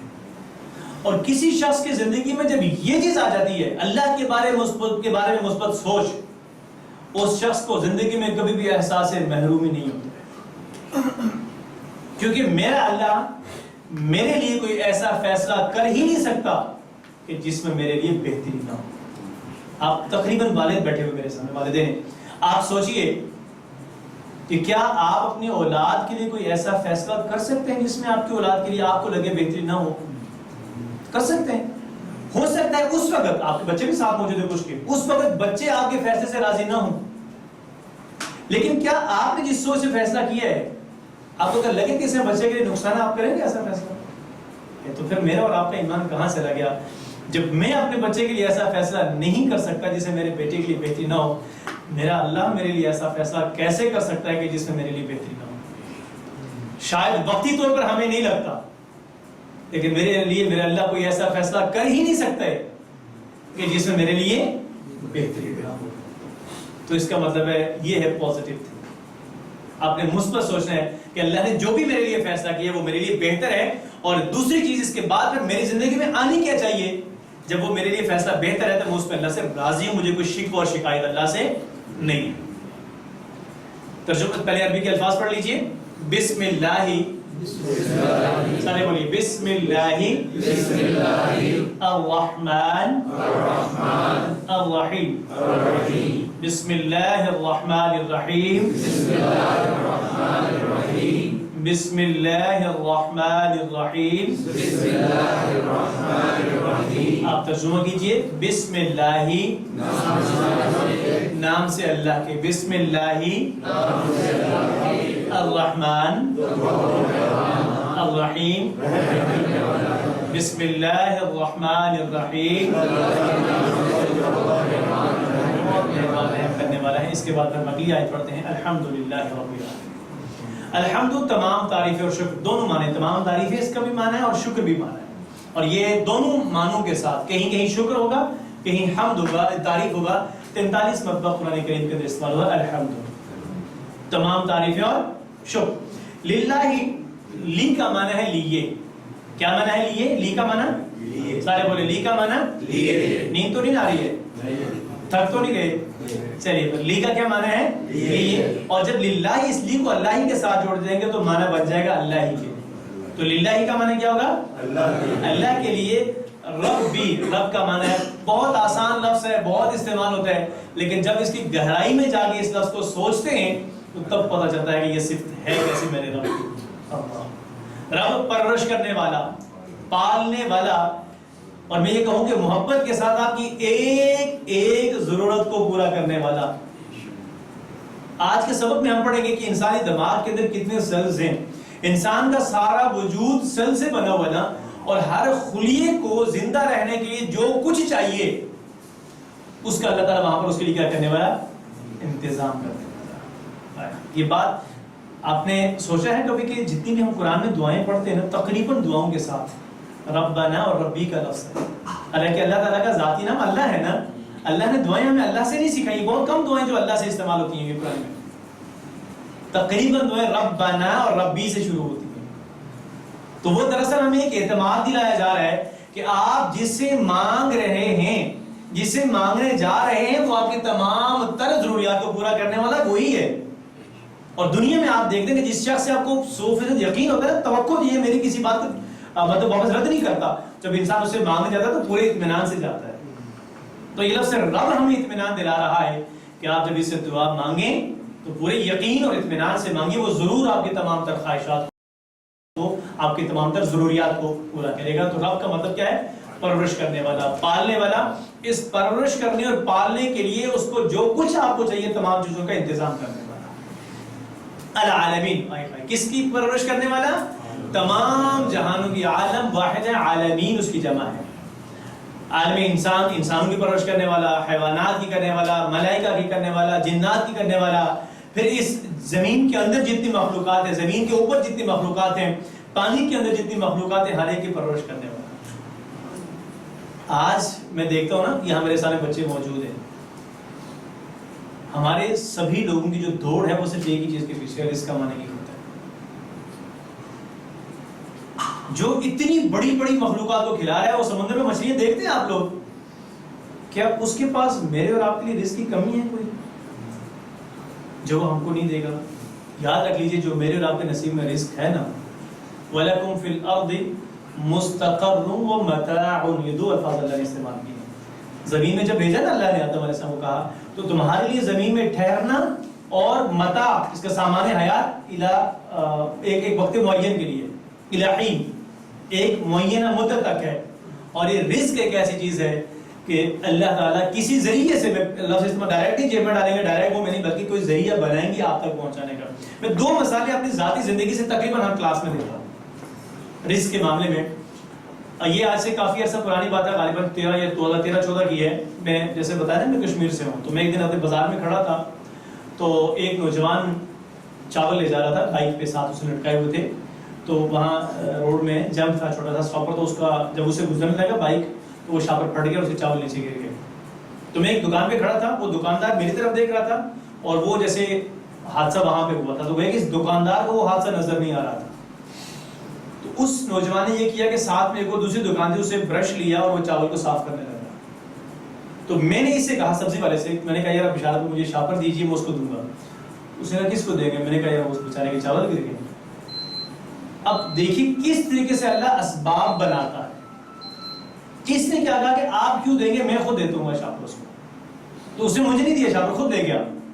تو جب یہ شاپر اس کو دینے لگا نا تو اس نے کہا کہ نہیں میں اب یہ اپنے گھر نہیں لے جاؤں گا, یہ اصل میں لوگوں کے پاؤں کے نیچے میں اس کو سائڈ پہ کرنا چاہتا ہوں. تو پھر اس سبزی والے نے اسے کہا, اس بشارت نے اسے کہا, اس کا نام بشارت تھا سبزی والے کا ہے بلکہ, اس نے کہا اگر آپ ان کو اپنے گھر نہیں لے جا رہے ہیں تو آپ یہ مجھے دے دیں, میں نے گھر میں مرغیاں اور کبوتر رکھے ہوئے, میں ان کو دوں گا. یہ رزق دراصل اس شخص کی, سبزی والے کی مرغیوں کا تھا. کس طریقے سے اللہ نے پہنچایا آپ نے دیکھ لیا, سن لیا. میں 2000 پچھلے سال کی بات ہے, جنوری کے اندر مظفر آباد کشمیر میں ایک جگہ وہاں پہ تھا. تو میرے ساتھ ایک ساتھی جو سوات کالام کے رہنے والے ہیں, تو ہماری کلاسز میں درمیان ایک ہفتے کی گیپ تھا. تو انہوں نے کہا یار کہاں جائیں, ابھی ایک ہفتے کے لیے میں کالام جا نہیں سکتا ہوں, ہم کہیں گھومنے پھرنا چاہتے ہیں. تو پتہ نہیں آپ میں سے کسی نے نام سنا نہیں, کشمیر کے اندر گنگا چوٹی ایک جگہ کا نام, بہت ہی زیادہ خوبصورت جگہ ہے نا, تقریباً 10,000 فٹ سطح سمندر سے اس کی ہائٹ ہے. تو انہوں نے کہا وہاں چلتے ہیں ہم. تو میں نے کہا چلیے. ہمارے ایک اور ساتھی وہ دوسری ایک اور جگہ پہ تھے, تو ہم نے ان کو فون کیا کہ بھائی ہم آ رہے ہیں تو آپ بھی ساتھ چلیے. انہوں نے کہا ٹھیک ہے آپ آ جائیں. ہم ظفر آباد سے تقریباً 3 گھنٹے کا سفر طے کر کے جب اس جگہ پہ پہنچے تو انہوں نے کہا یار وہاں پہ تو ابھی برف ہے. تو یہ جو ساتھی نا میرے ساتھ کالام ہے, انہوں نے کہا یار صوبت میں کالام میں تھوڑی برف چھوڑ کے آؤں, ادھر میں اور برف دیکھنے جاؤں, کالام میں تھوڑی برف پڑتی ہے, میں ادھر کسی برف میں جاؤں. اور ہم نے پلان کیا کہ چلیے فلاں ایک جگہ پہ چلتے ہیں. اب ہم نے جانا تھا 6 سال, یہ باتیں بہت چھوٹی ہیں لیکن اگر ان پہ سوچیں آپ تو پھر انسان کے اندر یقین آتا ہے. ہم 6 ساتھیوں نے جانا تھا, تو کسی وجہ سے جو ساتھی چھٹا وہ نہیں, ہم 5 لوگ گئے. ہم نے ریفریشمنٹ کا جو سامان لیا وہ 6 لوگوں کی مناسبت سے لیا. اب وہاں جب ہم گئے تو ہم نے دیکھا وہ ساتھی ہے ہی نہیں, آیا نہیں ہے ساتھ, چھٹا جو تھا. خیر ہم نے جو انتظامات اپنا حصے کا کھایا پیا, کچھ بچ گیا. تو ایک ساتھی تو انہوں نے کہا یہ اسی کے لیے رکھ لیتے جس کا حصہ تھا, جس کے لیے ہم نے لایا. تھوڑی دیر میں نے دیکھا وہاں قریب سے محلے کے بچے 2-3 بچے گزر رہے تھے. تو میں نے ان کو بلایا, وہ ان کو دے دیا. اور پھر اس وقت میں نے اس سوات والے ساتھی سے, اس کا نام اکرام ہے, تو میں نے ان سے کہا اکرام بھائی آپ کو پتہ ہے ہم گنگا چوٹی کیوں نہیں گئے ہیں؟ اس لیے کہ اللہ نے میرے اور آپ کے ذمہ لگایا ہے کہ اس کی بندوں تک رزق کو پہنچانے کا. آپ تک رزق جو اللہ نے آپ کے نصیب میں رکھا ہے وہ پہنچے گا, لیکن اس کے حصول کے لیے ناجائز ذرائع میں نے اور آپ نے اختیار نہیں کرنے. اور ایک بات میں کہوں گا اس کے ساتھ پر آگے چلتا ہوں, اس رزق کے حصول کی خاطر, دنیا کی خاطر خدا را اپنی آخرت برباد نہ کیجیے. ٹھیک ہے, تو پہلی بات ہے تعریف. اب دونوں انداز سے ہم اس کے اسباب دیکھتے ہیں, یہ سب کر رہے ہیں, آپ کو کرنے دیں, آپ بس یہاں پر دیکھتے رہیے. ٹھیک ہے, دل سے تعریف کیجیے. مثلا اللہ آپ رحیم ہیں, آپ کریم ہیں, آپ عظیم ہیں, آپ رحمان ہیں. اس کے اوپر بھی پانی لگا دیں تاکہ یہ انداز نہ ہو. نہیں پانی لگانا چاہیے آپ کے ساتھ چلیے. تو یہ تمام تعریفوں کا آپ نے کیا کرنا ہے, ذکر کرنا ہے. دوسرا بہت ہی اہم اس کے اندر پوائنٹ ہے شکر کا. حمد کا دوسرا معنی کیا ہے؟ شکر ہے. تو اللہ تعالیٰ کے احسانات اور انعامات کو یاد کیجیے اور ان پہ شکر ادا کیجیے. اللہ رب العالمین نے مجھے اور آپ کو بہت کچھ دیا ہے, آپ یقین کریں. آپ روزانہ بازار میں جاتے ہیں نا, شاید آپ نے آج یا کل ان دنوں میں کسی شخص کو دیکھا ہوگا جو اس آنکھ سے محروم ہوا ہوگا. تو پھر ہمیں اس وقت اپنی اس آنکھ کی نعمت پہ اللہ کا شکر نہیں ادا کرنا چاہیے. آپ نے شاید ایسے شخص کو دیکھا ہوگا جو اس ہاتھ سے محروم ہوگا, لیکن میرے اللہ نے مجھے اور آپ کو یہ ہاتھ سلامت دیا, تو ہمیں اس نعمت پہ اللہ کا کیا ادا کرنا ہے؟ شکر ادا کرنا ہے. اپنے جسم کے ایک عضو کی طرف دیکھیے, رب نے ہمیں سلامت دیا ہے تو ہم اس پہ اللہ کا کیا ادا کریں؟ شکر ادا کریں. ان ساری نعمتوں سے ایک سب سے بڑی نعمت جو اللہ نے مجھے اور آپ کو دی ہے، اللہ تعالیٰ نے ہمیں مسلمان گھرانے میں پیدا کیا. اللہ تعالیٰ نے ہمیں اسلام جیسی نعمت دی ہے. میرے بھائیو، اگر ہم ساری زندگی اللہ کی قسم سجدے میں سر رکھ کر صرف اس ایک نعمت پہ شکر ادا کرتے ہیں، شاید حق نہیں ادا کر سکتے جو اللہ نے یہ ہمیں عطا کی کہ اللہ نے مسلمان ہمیں پیدا کیا. اللہ نے ہمیں اسلام جیسی نعمت سے نوازا ہے. آج سے کوئی کام کیجئے گا، جب بھی کوئی کسی نعمت، کوئی بھی نعمت ہے نا، اس پہ شعوری طور پر اللہ تعالیٰ کا شکر ادا کریں. اور عادت نمبر 4 ہوگی ہماری الحمد کے حوالے سے خوب علم حاصل کیجئے تاکہ دل سے اللہ کی کیا نکلے؟ تعریف نکلے. اور اس کے ساتھ ساتھ اب سائنس کا بھی ان چیزوں کا مطالعہ کریں تاکہ اللہ کی تخلیق کو دیکھیں. اور عادت نمبر 5 جو ہے، اللہ کے احسانات کو یاد رکھتے ہوئے اس کا کیا ادا کریں؟ شکر گزار بندہ بن جائے. جب آپ نعمتوں پہ شکر گزار بندے بن جاتے ہیں نا، تو پہلے مجھے ایک بات بتائیے کہ اللہ تعالیٰ اپنے کسی وعدے کے خلاف خلاف ورزی کر سکتے ہیں؟ سوچنا بھی گناہ ہے. ہاں، تو اللہ نے کیا وعدہ کیا جو نعمتوں پہ اللہ کا شکر ادا کرتا ہے؟ لَئِن شَكَرْتُمْ لَأَزِيدَنَّكُمْ کے اندر تاکید بھی ہے، میں ضرور بھی ضرور زیادہ کروں گا. تو پھر ہمیں شکر کرنا چاہیے تھے ہم تمام نعمتوں پہ، یا نہیں کرتے رہنا چاہیے؟ جی، عربی کے الفاظ پڑھ لیں پہلے. الحمد للہ رب العالمین، الحمد للہ رب العالمین. آپ ترجمہ کیجئے گا، الحمد للہ رب العالمین، الحمد للہ رب العالمین، جو تمام جہانوں کا رب ہے. یہ الفاظ ہم پڑھ چکے ہیں. الرحمن الرحیم یعنی پرجوش رحمت والا اور تسلسل کے ساتھ. رحمت کا جو مطلب ہے ایک دوسرا اس کے اندر معنی ہے کہ محبت کے ساتھ خوب خیال رکھنے والا، محبت کے ساتھ خیال رکھنے والا. اللہ کے رسول صلی اللہ علیہ وسلم نے فرمایا کہ جو رحم نہیں کرتا اس پر رحم نہیں کیا جائے گا. اور رحم بالخصوص اپنے ماتحتوں پہ کیجیے. اپنے سے بڑوں کے اوپر یا جو جن کے عام ماتحت ہیں ان پہ تو ہمارا اختیار ہی کہاں ہوتا ہے. تو اختیار جہاں پہ ہوتا ہے اصل جگہ وہ ہے کہ اپنے سے ماتحت جو لوگ ہیں ان پہ رحم کیجیے. اور وہ کہیں آپ کے آفس میں ہیں، گھر میں ہیں، بازار میں، جہاں کہیں بھی ہیں، دوسروں کے اوپر رحم کیجیے. اور یہ عادت نمبر 6 ہے، دوسروں پر رحم کیجیے، یعنی ان کا محبت سے خوب خیال رکھیے گا. جو عربی کے الفاظ پڑھ لیں، الرحمن الرحیم، الرحمن الرحیم. ترجمہ کیجیے، الرحمن الرحیم، الرحمن الرحیم. بہت مہربان رحم کرنے والا ہے. جزاکم اللہ خیر. یہ تھا آج ہمارے سبق کا پہلا حصہ جس میں تعوذ اور بسم اللہ، الحمدللہ رب العالمین اور الرحمن الرحیم پڑھا ہے. اس کے ساتھ آج جو چیز ہم گرامر میں پڑھیں گے اس سے آپ سبھی پہلے سے واقف ہیں، کوئی نئی نہیں آپ کے. ٹھیک ہے، اسم کے حوالے سے تو یہ تو خیر آپ کے لیے کوئی نئی چیز نہیں ہے کہ جو ہے نا وہ الفاظ کلمے ان کو کہتے ہیں، اور جو کچھ الفاظ کو ملا کر جو چیز کی جاتی ہے اس کی گروپ بندی کی جاتی ہے. انگلش کے اندر جیسے 8 پارٹس آف اسپیچ ہیں، انگلش اور عربی کے اندر عربی اور اردو کے اندر کہتے ہیں وہ 3 ہیں، اسم ہے، فعل ہے، حرف ہے. قرآن کریم کے اندر یا تو اسماء ہیں، یا تو افعال، یا تو حروف ہے، کوئی اور چیز نہیں ہے ان کے اندر. آپ کو چاہیے ٹھیک ہے، جو بھی چیز ہوگی وہ ان کے اندر آئے گی. اب ہم اسم کو دیکھ لیتے ہیں. آج کے قرآن کریم جب بھی آپ پڑھے، دیکھیں میں نے پہلے کہا کہ ہم قرآنی گرامر سیکھ رہے ہیں.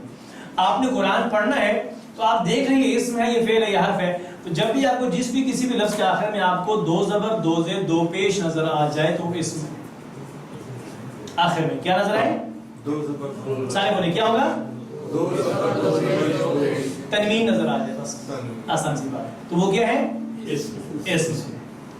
دوسری چیز جیسے اس کی مثال ہے کتابن، کتاب، ابک. دوسری مثال ہے شروع میں ال ہوگا، جیسے ابھی پڑھا ہے الرحمن، الرحیم، الشیطان، الرجیم، الحمد، العالمین. شروع میں حمزہ اور لام تھا نا، لیکن ایک بات کا خیال ہے کہ جب شروع میں حمزہ اور لام آ جائے گا نا تو آخر میں 2 پیش 2 تنوین ہی رہے گی.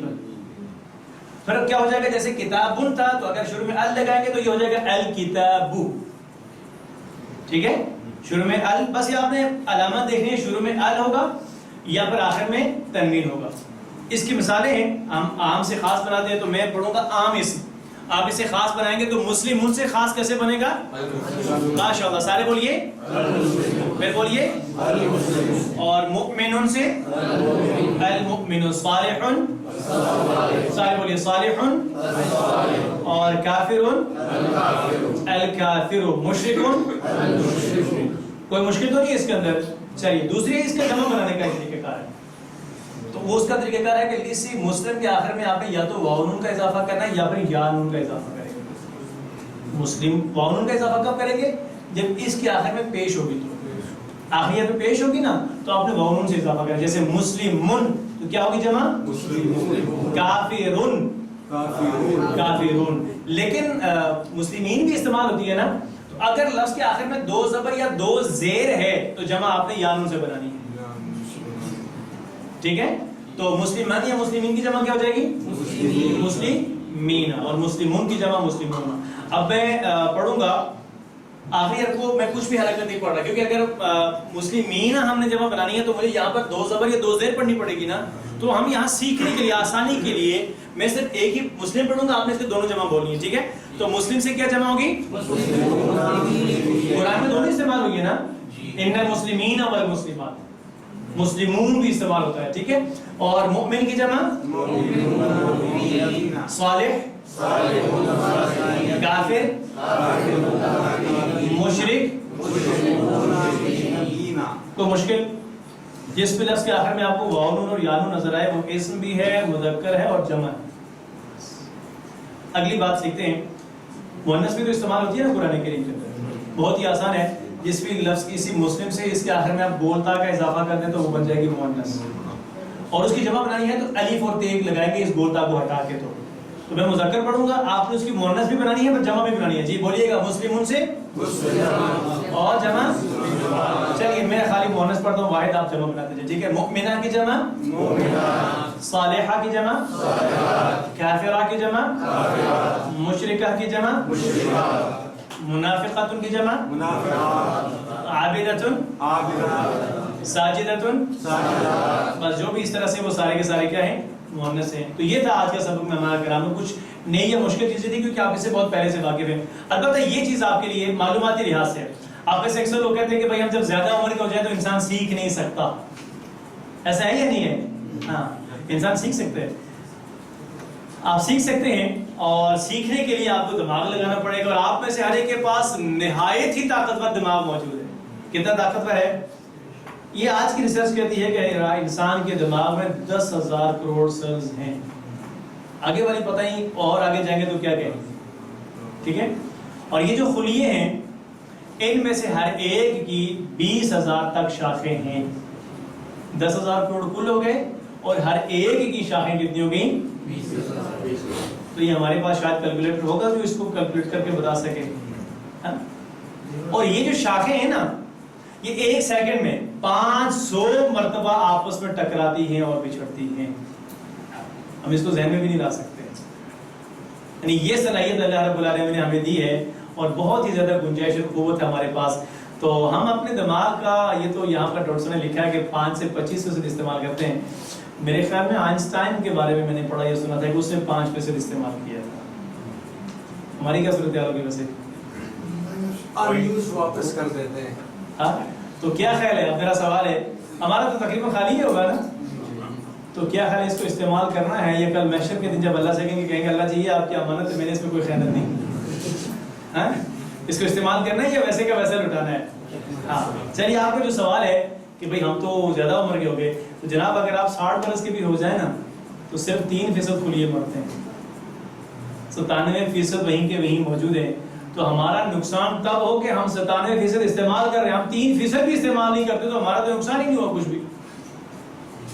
تو اگر ہم سیکھنا چاہیں تو ویسے کہ ویسے سیکھ سکتے ہیں۔ ہاں ایک سوال ضرور ہے، لیکن انسان بھول کیوں جاتا ہے؟ اس لیے کہ کسی بھی چیز کو یاد رکھنے کے جو اصول، جو قواعد ہیں نا، ہم ان کا خیال نہیں رکھتے، اس لیے ہم بھولتے ہیں۔ مثلا آپ کے پاس نہایت ہی بہترین دماغ موجود ہے، اگر آپ میں سے کسی کو کوئی کن ذہن کہتا ہے تو ہم ماننے کے لیے تیار ہوتے ہیں؟ ویسے نہیں ماننے کے لیے تیار ہوتے، تو پھر جب میں ذہین ہوں پھر میں قرآن کیوں نہیں سیکھ سکتا؟ یہ دراصل ایک شیطانی وسوسہ ہے جو ہمارے دماغ میں آ چکا ہے، تو ہم نے انشاءاللہ تعالیٰ سیکھنا ہے۔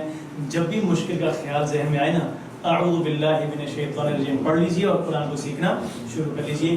یہ تھا آج کا سبق. اور میں آغاز میں نے کہا تھا آخر میں پھر معذرت کروں گا کہ آپ کا آج کا ہمارا سبق تھوڑا تقریباً 1.25 گھنٹے پہ چلا گیا ہے. کل سے انشاءاللہ ہمارا جو سبق ہوگا وہ بالکل اپنے شروع بھی وقت پہ ہوگا اور اس کا اختتام بھی اپنے وقت پہ ہوگا.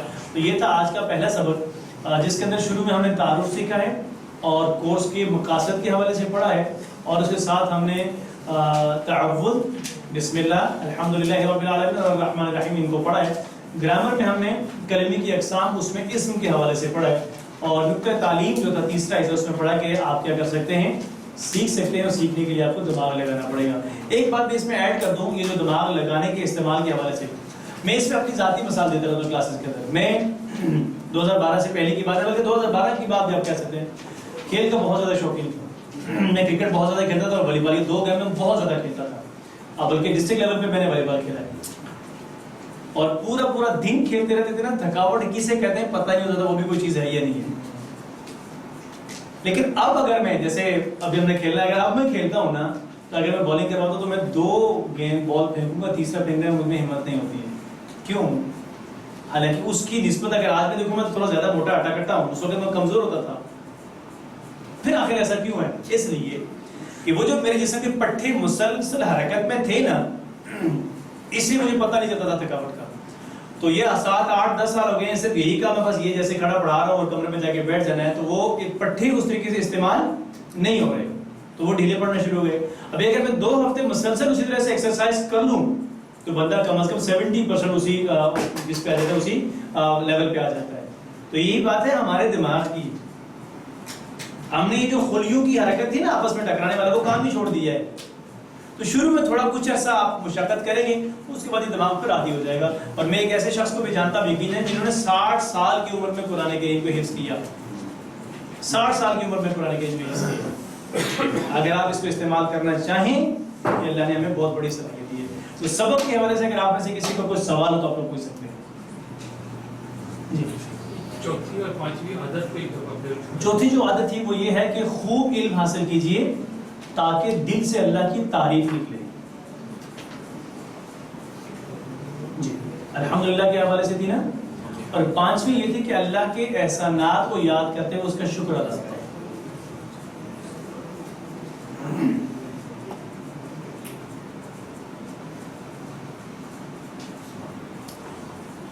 ٹھیک ہے چلیے آخر میں ہم اختتام کریں گے حدیث اور دعا کے ساتھ.